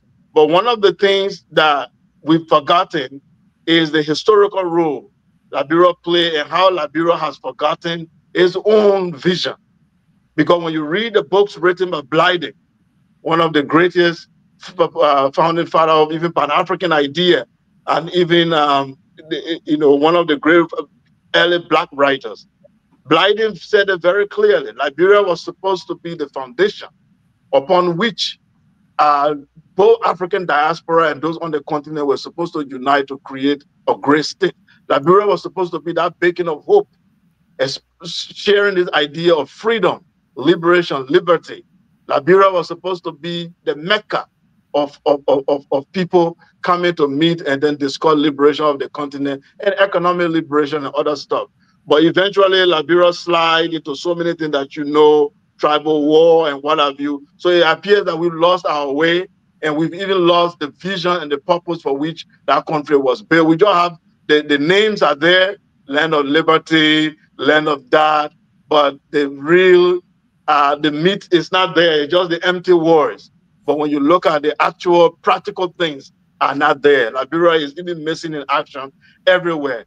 Liberia used to be important to American foreign policy after Second World War or during that time. So there were so many things going on, as some people mentioned here, the U.S. president visiting Liberia. But as we stand now, America does not need Liberia in its foreign policy on the continent. Liberia has become irrelevant to USA. They even prefer to even work with Cote d'Ivoire today than Liberia. So that Liberia president hardly go to the White House now. Hardly. You have pictures of Tubman, Tuba, all these people going to the White House, even Samuel K. Doe. But now the Liberian president hardly even get invited to the White House. The greatest place they can stop is the U.S. embassy. So Liberia's relationship with the U.S. has diminished.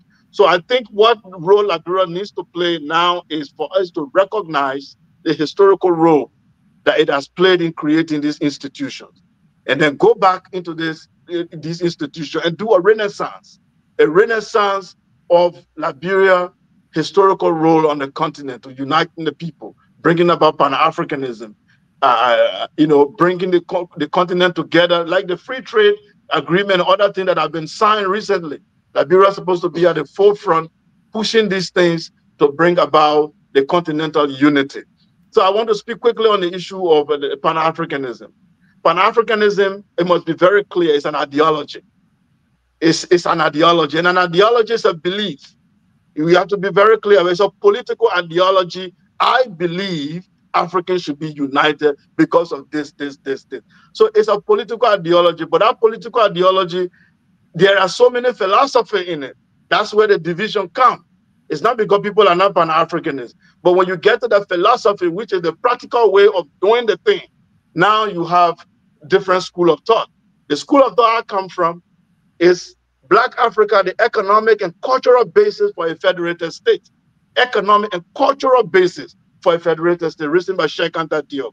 And to correct the Sheikh Anta Diop was not a negritude. He wasn't part of the negritude movement. So this idea that Pan-Africanism must be... It was Diop, David Diop. He was a poet. Oh, okay, David Diop. Okay, thank you for the correction.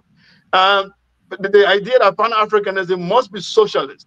It must be understanding the context in which Pan-African founding fathers were operating.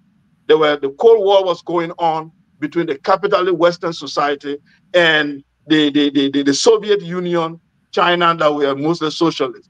And at that time, the Western world were the oppressors, even though they still are. They were the one colonizing the continent. So our leaders were only getting support from this Soviet Union and other places. So they were more lean to those ideologies of socialism and what have you. But when you look within the school of thought itself, people like Nyerere, they talk about African socialism. Kwame Nkrumah talk of scientific socialism. There were different schools of thought. Some people were saying we need to look into African culture. How were our empire organized? What economic system were they using? So when they investigated, they found out that both capitalism and socialism were used at different times on the continent. What we should avoid is the Western textbook capitalism. To say we just copy and paste the Western capitalism and paste it on the continent, it will not work for us. We can copy the socialism of the West and paste it on the continent. We need to do a renaissance, go inward and look at our own traditional values. However, we build empire, for God's sake. And we need to see how is this empire organized and create new ideas that will not be exactly Western capitalism and socialism. This is where Nyerere and other people were coming from. That's why Nyerere created Ujamaa, the Ujamaa system, which was not socialism in the Western context. Thank you. I want also, and I know there's much to be said about Pan-Africanism and capitalism, but for the sake of time, I want us to close on this when it comes to Liberia, because the role Liberia has played and the role Liberia can play going forward, we cannot discuss that, outside the context of what is happening today in Liberia, where, it started with you kill my pa, you kill my mom, we'll vote for you, and since then we continue to go backwards, right? So this role that we want Liberia to play, I mean, let's be realistic. Can we really do that today? What are we seeing? What is it that is happening today in Liberia that we cannot even vote for someone who is going to say, this is what I'm going to do, be very practical, that if you insult more, you get rewarded. So where we are today, let's cut to the chase. What can we do? Are we moving forward backwards from those ideals that Trevor spoke about, that Blyden spoke about, or how far or how close are we? Or is it, have we deteriorated so much because of the war that, again, those things are really out of grasp? Let me start with Dr. Pearson. I want us to close on, Liberia's role when it comes to what is happening today in Liberia.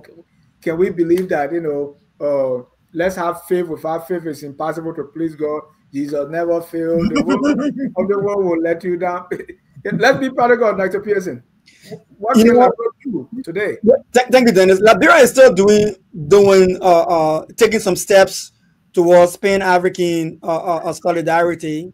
It's just like Sekou said, it depends how you want to, what lens you want to use to look at Liberia. Take for instance, Liberia in the United Nations quite recently voted against the United States in her apartheid support for apartheid in Gaza, the same as Ukraine. So Liberia does have some value. Genocide. Yeah, genocide. No, we also call it apartheid as well, depending on who's speaking, right? Yeah. So again, it tells you that we're still standing up for some of the values that are. Where is the apartheid, you say? Say?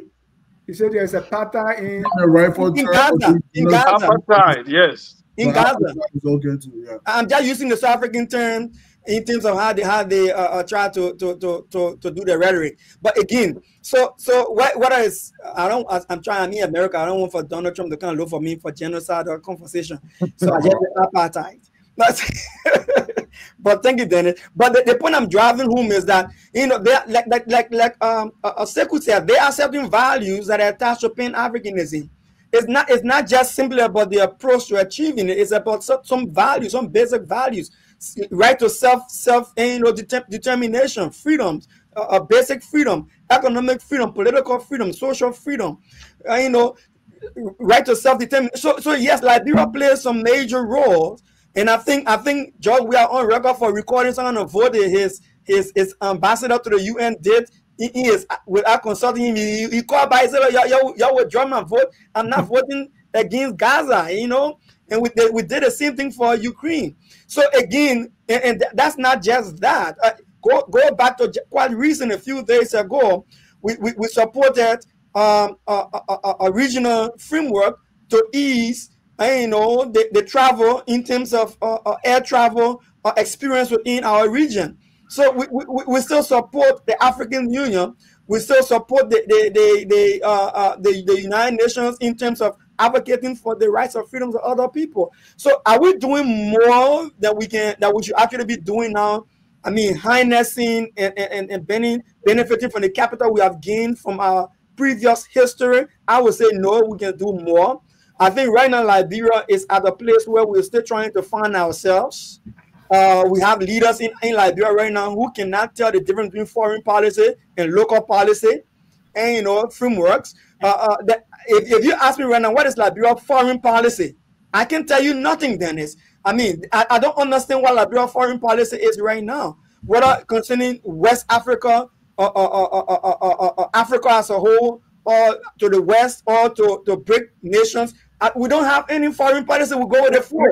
Thank you. And that's why when you were talking about Liberia voting this way or that way, I said, but what is driving that? The individual woke up in the morning and he just got an inspiration and said, look, that's not how Liberia believes, or Liberia's sort of function.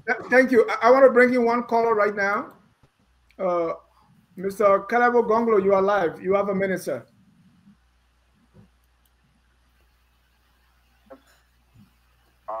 I mean, sometimes you say you have a minute. This is Kalabo Gonglo calling from Pennsylvania. Since I have a minute, I'm going to be very quick. I'm not going to go into all these theoretical jargon about Pan-Africanism. I have my own perspective on that. But I want to speak quickly on some of the critical issues that Jackie raised earlier. If you look in Liberia today, for me, as a Black person, and I would say someone who grew up from the village and went through the struggle for education, and I know what it took my parents and my effort to get even to this point.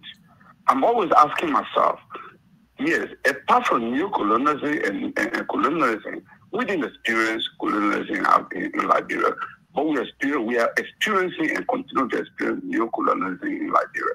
So I'm asking myself, what stopped our leaders from 1847 to this point?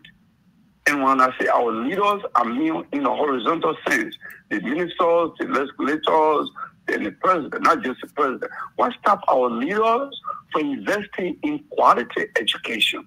What stop our leaders from having the best healthcare system? What stop our leaders from having the best with all the natural endowment we have in terms of mineral resources?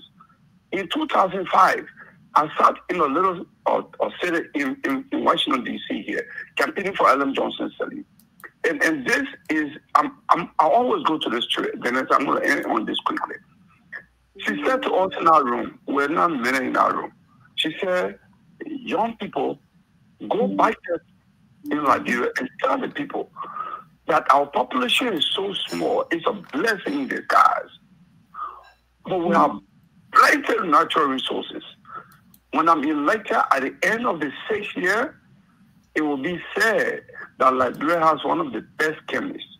Liberia has one of the best physicists. We have science, we invest in science and engineering. But what happened after 12 years? In her own words, she said education was a mess. So that speaks to why we can't even blame colonialism or neocolonialism, because in the case of Liberia, we have the worst of leaders leading us. And it's shocking. In 1997, I resigned from teaching in Tonga, not because they fired me, because students that I taught, that my student and myself, I fought hard not to have boundaries. We call each other comrades, because I was trying to change our mentality. I stood on Tonga Boulevard and I saw many of my Tonga comrades, even though they were my students, waving to me. I was working for NEC at the time. They said, you kill my mom, you kill my pa, I will vote for you. And some of them were comrades, they were waving to me. And after the election, I walked to NCSA, to the President Director, Mr. Swaden. I said, here is my letter of resignation. I don't want to teach young people anymore. I want to teach at the University of Liberia. I will not walk away. That speaks to where we are. And we should speak, we in Liberia, we should focus on that. Because we have no role model. We have no template like in Burkina Faso, where the likes of Thomas Sankara has come out. And today, we can have Comrade Captain or Ibrahim Traore. We want to be like Thomas Sankara and even more. Liberia got nothing like that. We got deficit of leadership. Yeah, That's our problem. Should I leave? Well, I'm here. Why can you point them to me, for instance? Maybe we look. You've never been sued to Sano, because the leaders that you have can never appoint you. Thank you. Thank you. Now we're talking about the current Liberia that we know, and with everything that we see. Russell. Yeah. Where I want us to close. Yeah, so I'll close.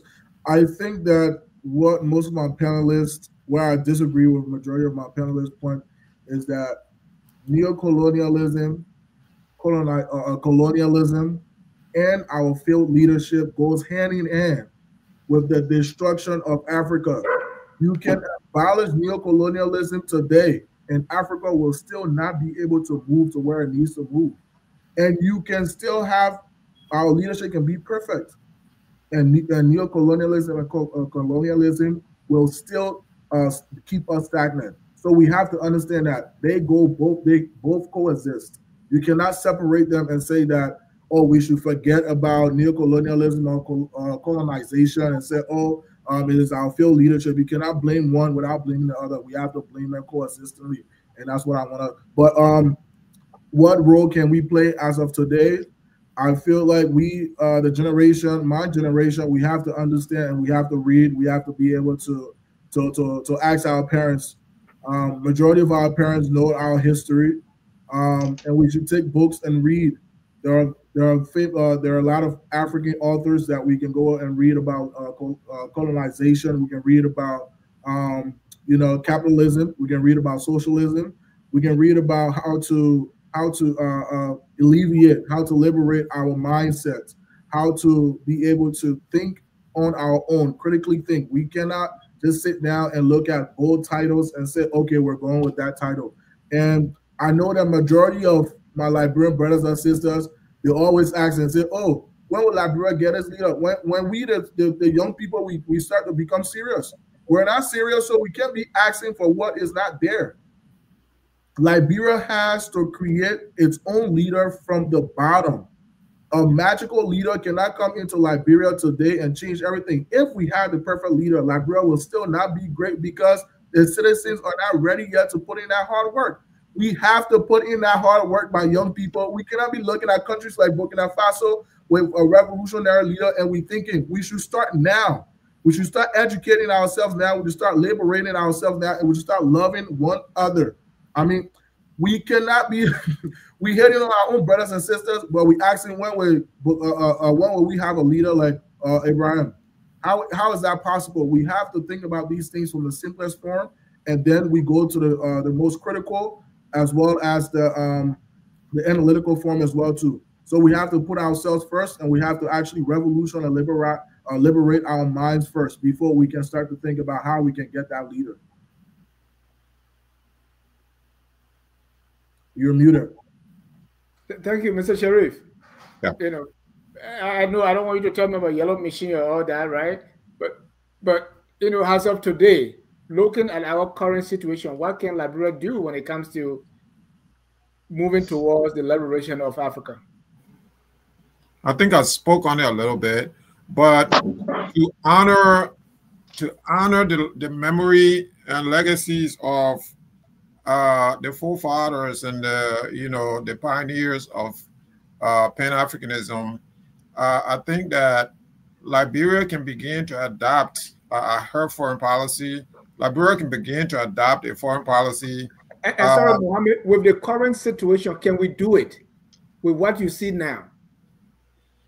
You know, am I optimistic that it's going to get done? No, I'm not. But, you know, we're here laying out prescriptions that's never going to see the light of day, right? So we're here handicapping these things and laying down prescriptions as if it's going to happen, right? Maybe I'm living in some kind of make-believe world. But look, that's our job right here on FOL. And Dennis, let me just say that before I answer my question, before I go deep into my question, I heard Jackie said she's a teacher, right? And she's been expounding beautifully. All I can think of is you. You've been a teacher from the time that I know you. You know, you were one of the best teachers in your classroom, and these kids will talk about you. And you're saying that you're training Russell to take over, and the best since the fall of the Mali Empire. And Dennis is truly one of the best since the fall of that great empire. And I second that. And so with a program like this, right, stuff like this is what distinguishes us from, you know, I guess you could say the competition. My hope is that, you know, something like this is widely viewed in Liberia because this is so important. This is, you know, education level. This is like master's level, right? So that's how important this is. And I have enjoyed this conversation. You know, Doc is still my friend, you know, despite the agreement. You know, we're still good. And, you know, everyone on here has been tremendous. So that getting that out of the way. So I'm saying that Liberia now can adopt a foreign policy that's consistent with our values. What are our values? We do have values. So somehow to suggest that we can't do X, Y, and Z because we don't have values, we do have values. Our values of not stealing. Okay, our values of not corrupting.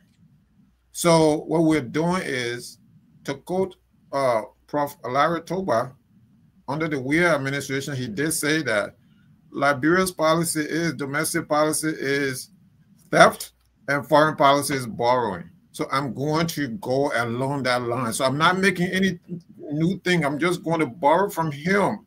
He's in this administration, so I agree with him. This administration is doing the same. The domestic policy is rampant corruption. And the foreign policy is borrowing. We borrow from China. We borrow from Japan. We borrow from India. We borrow from the United States. We borrow from multilateral institutions. Dennis, the other day I was in India. These people have 1.5 billion people.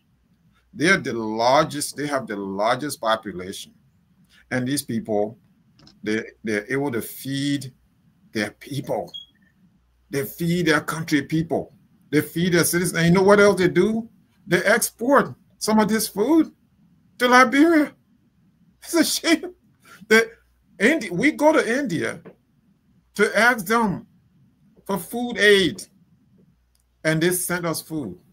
So how about a policy that's around those things, a policy that's able to be that's able to support our population in terms of food, in terms of economic vibrancy. So no matter of, to close now, no matter of public relations will clean up your image. What you're doing has to be clean. No matter of setting up, other institutions. I mean, you call it whatever name, okay, call it whatever, reloaded. No matter that, create a parallel institution to LBS. No matter of public relations is going to clean up that image. If what you are doing internally, if it's rotten, that's what people are going to see, because everything that you're spending on public relations is just a waste of time. So that's what Liberia can start to do, because internally everything is rotten right now. So Liberia has to begin to clean up the internal image. That helps to boost our foreign, our image abroad, and that's that would be a tribute to pioneers of Pan-Africanism. Thank you. The Liberia you see today, does that give you the hope that we can lead that liberation struggle, or we can be a vital part of that liberation struggle for a liberated Africa? Currently, I think that we're struggling in that regard. I mean, we can look at the fact that the 2025 AFRICOM West African Logistical Conference is going to be held in Liberia, right? Which should raise concerns for all Liberians, because we know that AFRICOM is not something that we want actively in our country. And it leads to a question of our invitation and our inviting of AFRICOM into Liberia. What does that mean for our neighbors? And what does that mean in us actively being a part of the betrayal of other African nations, right? But what I want to talk about is what the work that I am doing currently and doing in collective around the raising of consciousness of Liberians, because I think that we all have our individual work. You all know that I work as an archivist, and a lot of my work is around political memory. I believe that political memory is an essential part of raising the consciousness of a people. We have to remember correctly. But I also believe that our memory has to be dissected, because memory can be manufactured through colonialism. Every year, Archive Liberia, which is the project that I founded in 2020 and I now steward, I host what I call a book study or study group. The first year, we studied Between the Cola Forest and the Salty Sea by Dr. Patrick Burrows.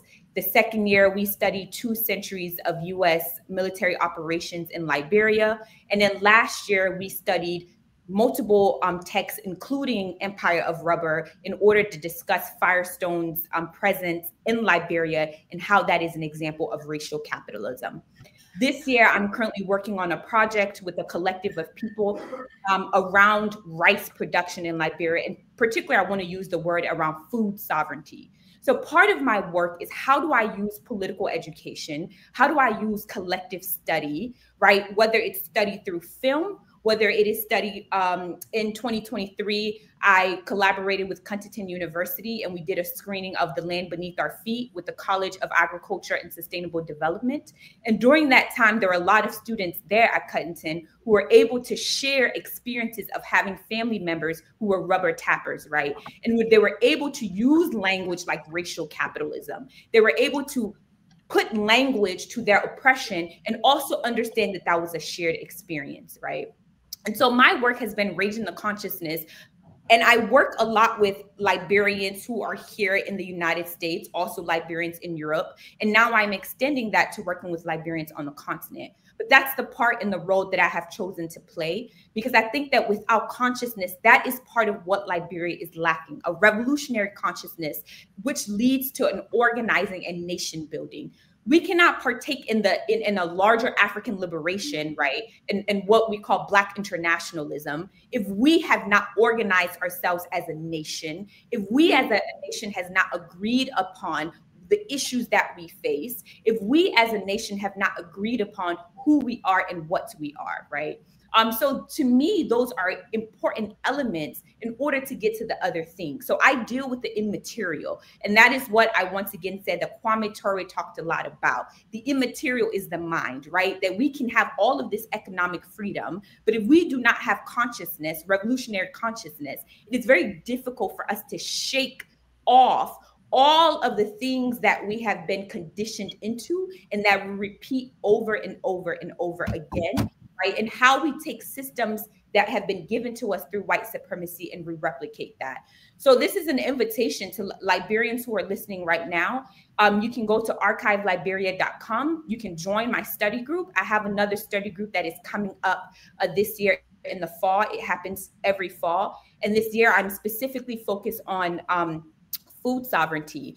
I also released a statement through my blog post, archiveliberia.substack.com, where I talked about the issues of AFRICOM on the continent, where I talk about the importance of Liberians understanding our country as a colonial project, right? Where I talk about what it means to have a family bush and not necessarily a family tree. These are all conversations that I hope to continue to cultivate within a younger generation of Liberians who are attempting to understand their history through an anti-colonialist and anti-imperialist framework, because we can know all we know about our history, but if our frameworks are not precise, then we are not going to be free.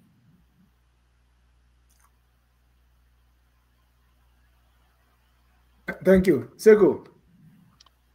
Yes. Liberia today and African liberation.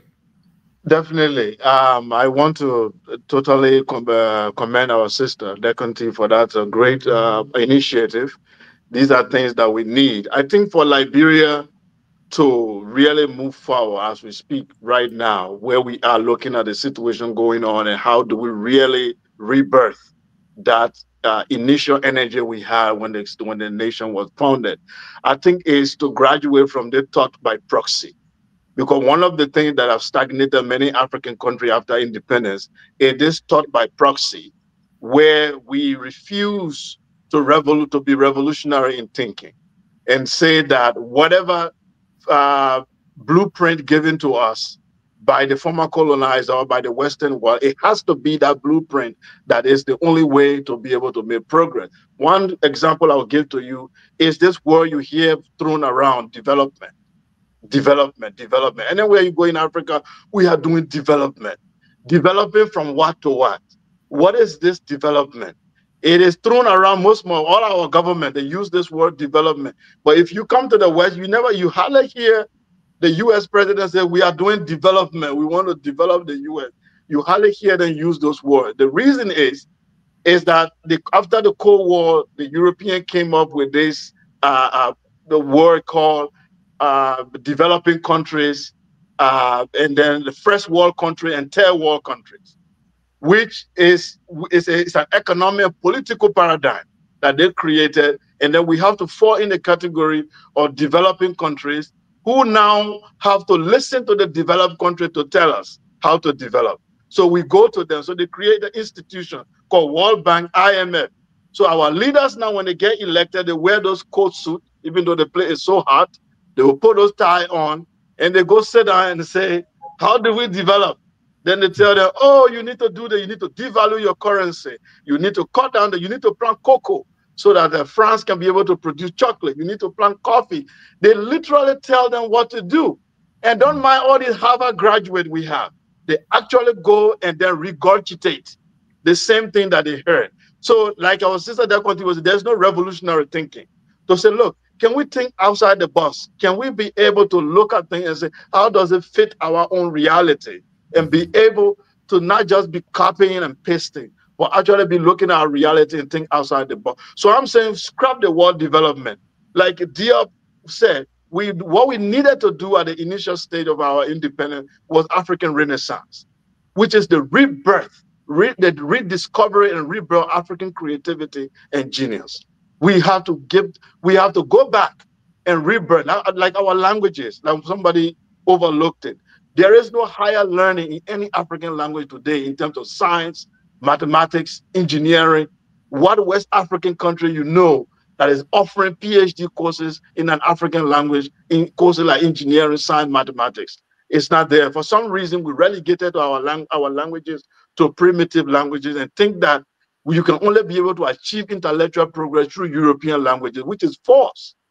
English was not regarded at some point. Latin was the main language of learning in Europe. If you spoke English, you were just an illiterate, backward person. So eventually Latin died down, and then other. So any language at all can be used for higher learning. So Liberia in this instance needs to do a renaissance. A renaissance, have a vision of where you want to take this country to. What is the vision? And start to do state-of-the-art project that will bring that vision into reality. All we have, we elect leader, they put 2 light poles, and we dance. Oh, the president brought light. We start dancing. Okay, you need industrialization, you need power. Is it those 2 light poles they put in your community? Is that the vision? Is that the vision that we want? The president will tie 2 kilometers of road. We will dance whole night and drink and post it on Facebook. Is that the vision? So there should be a generational vision of development. And based on that vision, there should be state-of-the-art project that will be able to bring this a great. Let's take China. Mao, you can call him entrepreneur, but he came with the vision of the Chinese cultural renaissance, the great leap into the future, where he said we have to be food sufficient, we have to be energy sufficient, we have to be able to industrialize within a certain period of time. And he set that goal. Today, despite the flaws, but the leaders that follow after Mao, China today is a superpower. The Europeans did their renaissance in the 15th century, where they look and say, we want to reproduce Greece and Rome in Europe again. In the process of reproducing Greece and Rome, they produce a Western civilization that we have. What are we trying to reproduce and what are we imitating? That's where the question is. If people say we're developing, we are developing towards what? What is the vision? That's where the leadership is failing, because they think we are trying to reproduce Paris. They think we are trying to reproduce, that's why you see people in Africa, they will say, hey, Petit Abidjan. Our city is Petit Abidjan, Little Abidjan. Little Paris, Petit Paris. Everybody wants to produce Petit. Can we have our own vision to produce something powerful that the world will be marveled? They will wonder what we produce. So I think it's the revolutionary thinking that Sister Deconti was talking about. Consciousness, political consciousness to produce revolutionary thinking. Thank you. And that revolutionary thinking begins with focus on Liberia, going to Liberia and planting our root there. And so join me if you have not already done so. Drop me a line. I am moving to Liberia. I'm going to focus on Liberia in Pinsville, right near EFBC, and we're going to change the world. Dr. Pearson, Liberia today and African liberation as you close. Thank you, Danny. So I want to just reiterate that I strongly do not support any form of imperial dominance of Africa. I do not support any form of social, economic, or political dominance of Africa by the West. I feel Africa should chart its own course to achieve its own future that is best suited for its future generation and its people.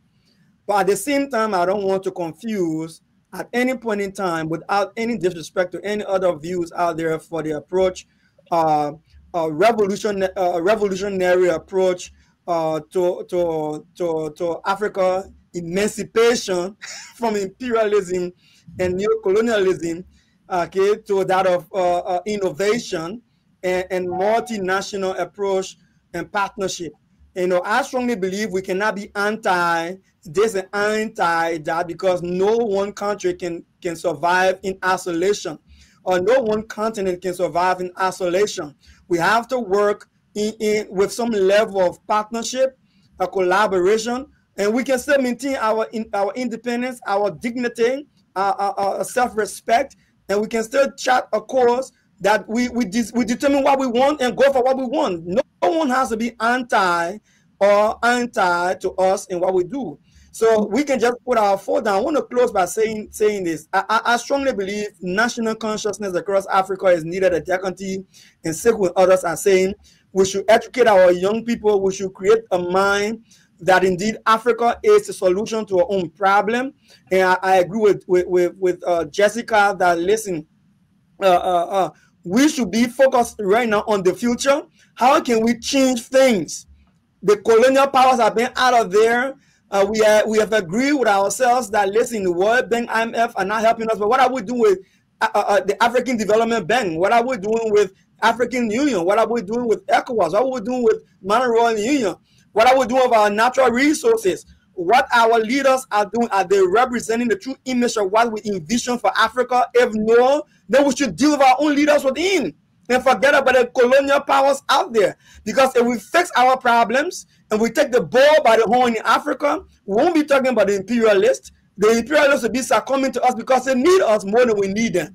And that's how I want to learn tonight. And I pray Liberia can be the starting point, and we can get Boaga and his co-hosts in a 44 continue out of Liberia, so that our man Mohammed will not be president for 285 yellow machine and say, you want to know how they get it in the country, they should just get 285 yellow machine. Man, stop it, man. Stop it. We're done. Thank you. And if you put Boaga and the rest in 44-foot container, will we, the group that come after them, would they be worse? Now revolution right there, they're calling for revolution quietly. Yeah, because calling for revolution. You're calling for revolution. I told you about the I like that. I like that. I will agree that we will be worse because there are no signs of us learning right now. If we were learning, we'll be protesting in the streets. And that's why the story of the crab that dancing on one side. They sent the crab at Broadway, came back and stayed dancing on one side. So something else got to happen. Jackie, Liberia today and the African liberation struggle. Where are we? First, Dennis, I want to talk a little bit about this cocoa and things. So the cost of cocoa is settled on the world market. So until African countries are able to set their own prices for their own resources, nothing's going to change. WTO, the cotton subsidies, you have Benin having some of the best cotton, but America has still refused to sign off on the subsidies. So they're still keeping the cotton prices low. So I just wanted to, for me, I think economic empowerment, because, like people say, oh, we have resources. And I tell people, Japan has no natural resources, right? Maybe they have iron ore, which is of low quality, and coal. Japan has 5% interest in the African Development Bank. We need to develop the minds of our people. You see, Dennis, I'm listening to everybody here, and I think me, Mohammed, and I would say Clarence, we're the old timers. We're the ones who ate farina to go to LU. We're the ones who walked. I walked from Newport Street every day to go to LU. We're the ones who they will close the LU and we will run down Jalatan Hill. So nobody can tell me about struggle. My great-grandmother and I would share rice so I could go to school.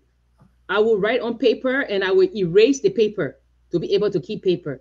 So nobody can tell me about struggle. My great-grandmother, I tell people she was the original womanist. I don't know about feminist. She was the womanist. No husband died and she worked to bring up the girls, and we breathe fire. We don't sit down and let anybody take care of us.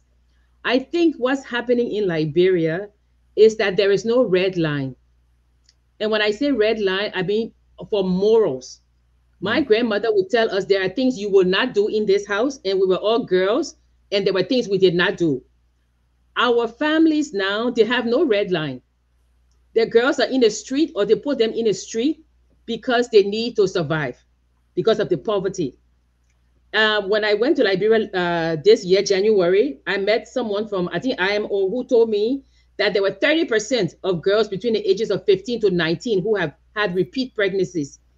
The highest pregnancy rate in West Africa, Liberia. And then I met Beto. Beto has young girls cataloging every single one of these cases, or almost all of these cases. They send it to the gender ministry, nothing happens. You meet people on the street, Dennis, there are young people who want to change Liberia. but they are not able to. People say, oh, we need educated people. We had the discussion here. Literacy is the ability to read and write. That's not education. Education maketh the man, how you deport yourself, your morals, your character, how you move in society. That's an educated person. Mark Twain said, I don't want my learning to hamper my education. We don't have a lot of educated people. We have a lot of literate people. We don't have a lot of educated people. And the people who are there, Dennis, they will do anything for a buck. Every year I go to Liberia and I am just blown over by people. When we were going to school, we wanted to learn. We will put our feet in cold water. We will sleep underneath Tugman Hall, under the raft to study because we had one book. The students of today, they see that they can get without going to school. The teachers demand sexual favors and give them, the students graduate, Dennis, and they can't even write a paragraph, and they graduate. The teenage pregnancy is one that we need to take care of. And then, Dennis, another thing is the lack of political will. You cannot tell me that if we have a president who is, what did they say? Everything revolves around the president. That the president cannot look. You and I sat here and we interviewed the new president of the University of Liberia, and she told you the challenges. And one of the challenges she said was the girls' bathroom, which is so shameful.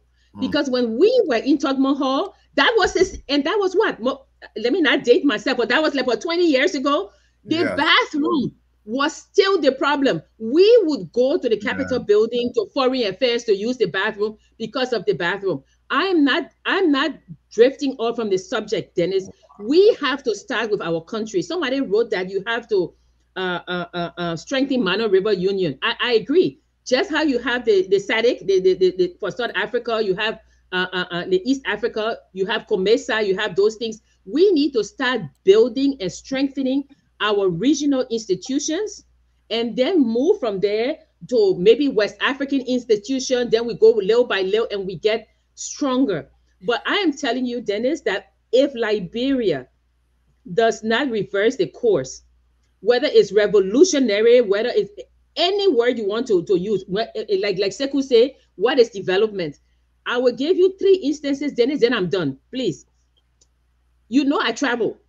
And I tell you, there are some countries I go to, I don't even believe. I'm like, whoa, these countries are nice. And when I come, I tell you, Dennis, when we send emails to institutions in Liberia, when I have money from donors and I say, oh, you know, this will look good to Liberia, nobody writes me. That email will sit. It will sit.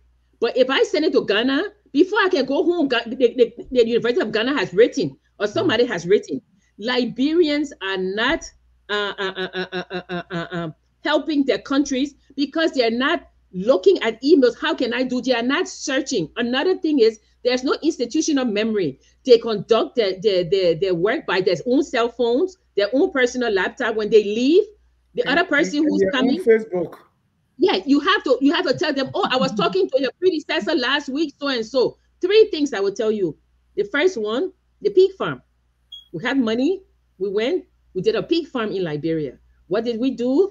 Here are the people who said they need pigs. So we gave pigs, and we said when the pigs grow and they're born, then you give it to the other farmer. So you have a lot of pigs, right? And then everybody has a pig, and then they just, you know, we have money, so this is what we do. One year they come back. Oh, the pig dying. Oh, the pig dying. How the pig dying? The pig's dying because they are falling on their babies. Why? Because the place the pigs are, they're so small, right? Then you say, but why is it small? Because if you give a pig, a female pig and a male pig to the man, and you're dividing the pigs, that place shouldn't be small, right, Mohammed? It shouldn't be small. There should be enough pigs there. You know what the farmers were saying? Oh, but you know what? We want a pig right now because we ain't got nowhere to keep the pig. So please keep the pig for us. So the pigs are dying because there's no space, right? We have to help ourselves. You know, the second one in Stephen Tolbert Estate, we started a sewing cooperative there. Those women did well. We gave them money to start their little businesses, and they're doing well. What we're saying, Dennis, is that we know that Africa, like Sekou, like Deconti, like everybody say Africa needs to unite. We know that. You know, what I'm saying is that incremental steps also helps, you know. So the people in Liberia, they need to say to their leaders, we demand this of you. You know, we want this of you. But it seems as if our people, they are caught in this vortex where if you give them little, like somebody said, a hand pump, they think it's something big. No, it's not. When I see other countries in Africa and I see how they are moving, whenever I come home, which is every year, I feel really bad because the people are just survival. There's no need. Now, in psychology, you say fight or flight, right? That's what they say, right? This is my last thing, Dennis. You say, if you're in the forest and you see a lion coming to you or a bear, you have two choices. You fight or you flee, right? You fight or you flee. But there's a third one that people don't talk about. And I see it in Liberia. It's called you freeze. You don't fight, you don't flee, you freeze in that position. And you just live little by little, right? Oh, tomorrow I got to find food to eat. Oh, the next day I got to find food to eat. That's freezing, Mohammed. That's freezing. That's like every day. Don't tell me about politics. Don't tell me about anything. I just have to pay school fees. I just have to do this. I told you when I take my kids to Liberia, my older daughter, when she worked at the JFK. When she was there, she called me. She said, Mommy, how is it that the people know that I'm not from Liberia? I'm Black. I said, sweetheart, the reason why is when you're walking on the street, you're taking your own time, you're looking around, you're dragging your feet. Every morning, people get up. They are walking. Where am I going to eat? The desperation is on their face. They don't see desperation on your face, Daddy. So they know that you're not from here. That's the situation we are in. Our people are frozen for lack of basic services. And I'm not talking about, the other part of Africa. I'm saying we will be united in Liberia when we have the political will, when our basic needs are met, you know. So Dennis, this is my 2 cents. When I was growing up, I didn't know I was poor. We were poor. But the poverty I'm seeing in Liberia now, I've never seen it before. And until there's a political will and the people who are paying to do our business, they do our business, Liberia's not moving anywhere. Do you agree with Dr. Pierce's revolution? So you agree with that? I don't know what form that revolution will take, but to close, I want you to give one sentence each, and we'll close with that. One sentence you want to give to leave our audience on African liberation. How far or close are we towards that goal? Are we there yet? Dennis, somebody said Capitol Hill didn't have functional bathroom. My dear, you don't know where I went to school at LU. Capitol Hill had functional bathroom at that time. Yeah, at that time. They had bathroom. They had good bathroom. We used to go there. We used to run across from Tottenham Hall and go use that bathroom. So that was long ago. So yes, they had bathrooms. Yeah. So Jackie, this time you will not be the last. So you took more time. So Dr. Pearson, one sentence as your closing.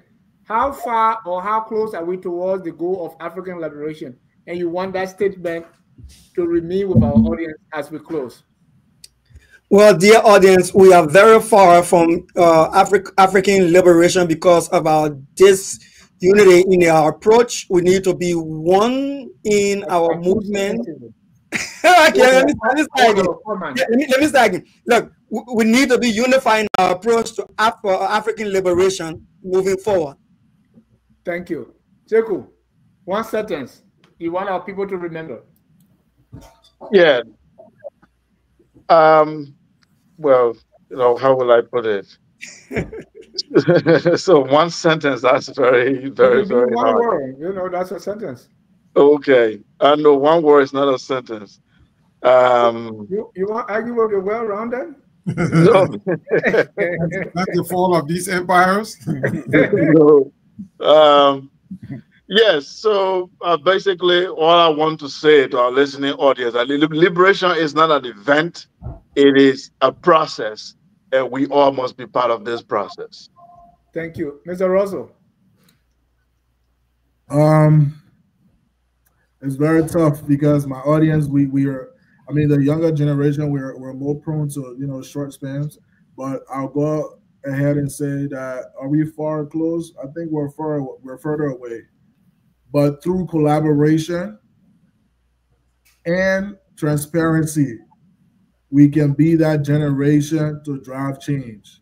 Collaboration and transparency. Thank you. Jackie. Oh, I think that I agree with everybody on the panel. I think that Jackie, one sentence. So I don't want to do oh, yes. Okay, one sentence. Yes. Africa needs to sell. Africa needs to set its own agenda. It needs to be at the table when it's setting the world prices for the resources, and the African people need to have a mindset of unity and solidarity. That's my thing. I'm still arguing with this person here because this person that they didn't even know when I graduated. It's not a lie. A capital building had running water.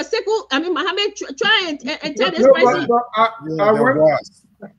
Yeah, we used to go to ERBC. We used to go to foreign affairs to use the bathroom. Why the person arguing with me? You know where I graduated? You know where I graduated? Anytime I'm coming from Morova College, we'll pass through ACDB, Agricultural Development, just to pass through the air condition. Morova College, we had a fountain in there. There where we drank from, running water, everything. Mohammed, you're closing on one sentence on African liberation. Are we there yet? My air conditioned place was A to Z Market on. Yes, you're right. It was the supermarket. Yeah, supermarket. I remember it. That's where I used to go and catch some air, cool air. So cool air, yeah. one sentence. Very far, very sad, tragic, and not even close. Thank you. Degonti, you got the last word. Okay, we must study, we must organize, we must love ourselves, no compromise, no retreat. On that note, I want to say thank you so much. Happy African Liberation Day. And we now close the broadcast by saying, whether you believe the problem is capitalism and it can be solved by socialism, or you don't, or you think a gradual approach, or we got to do it now, whatever you believe, we are all Liberians. And that's the message. Have a good night, and God bless you. We are Liberians.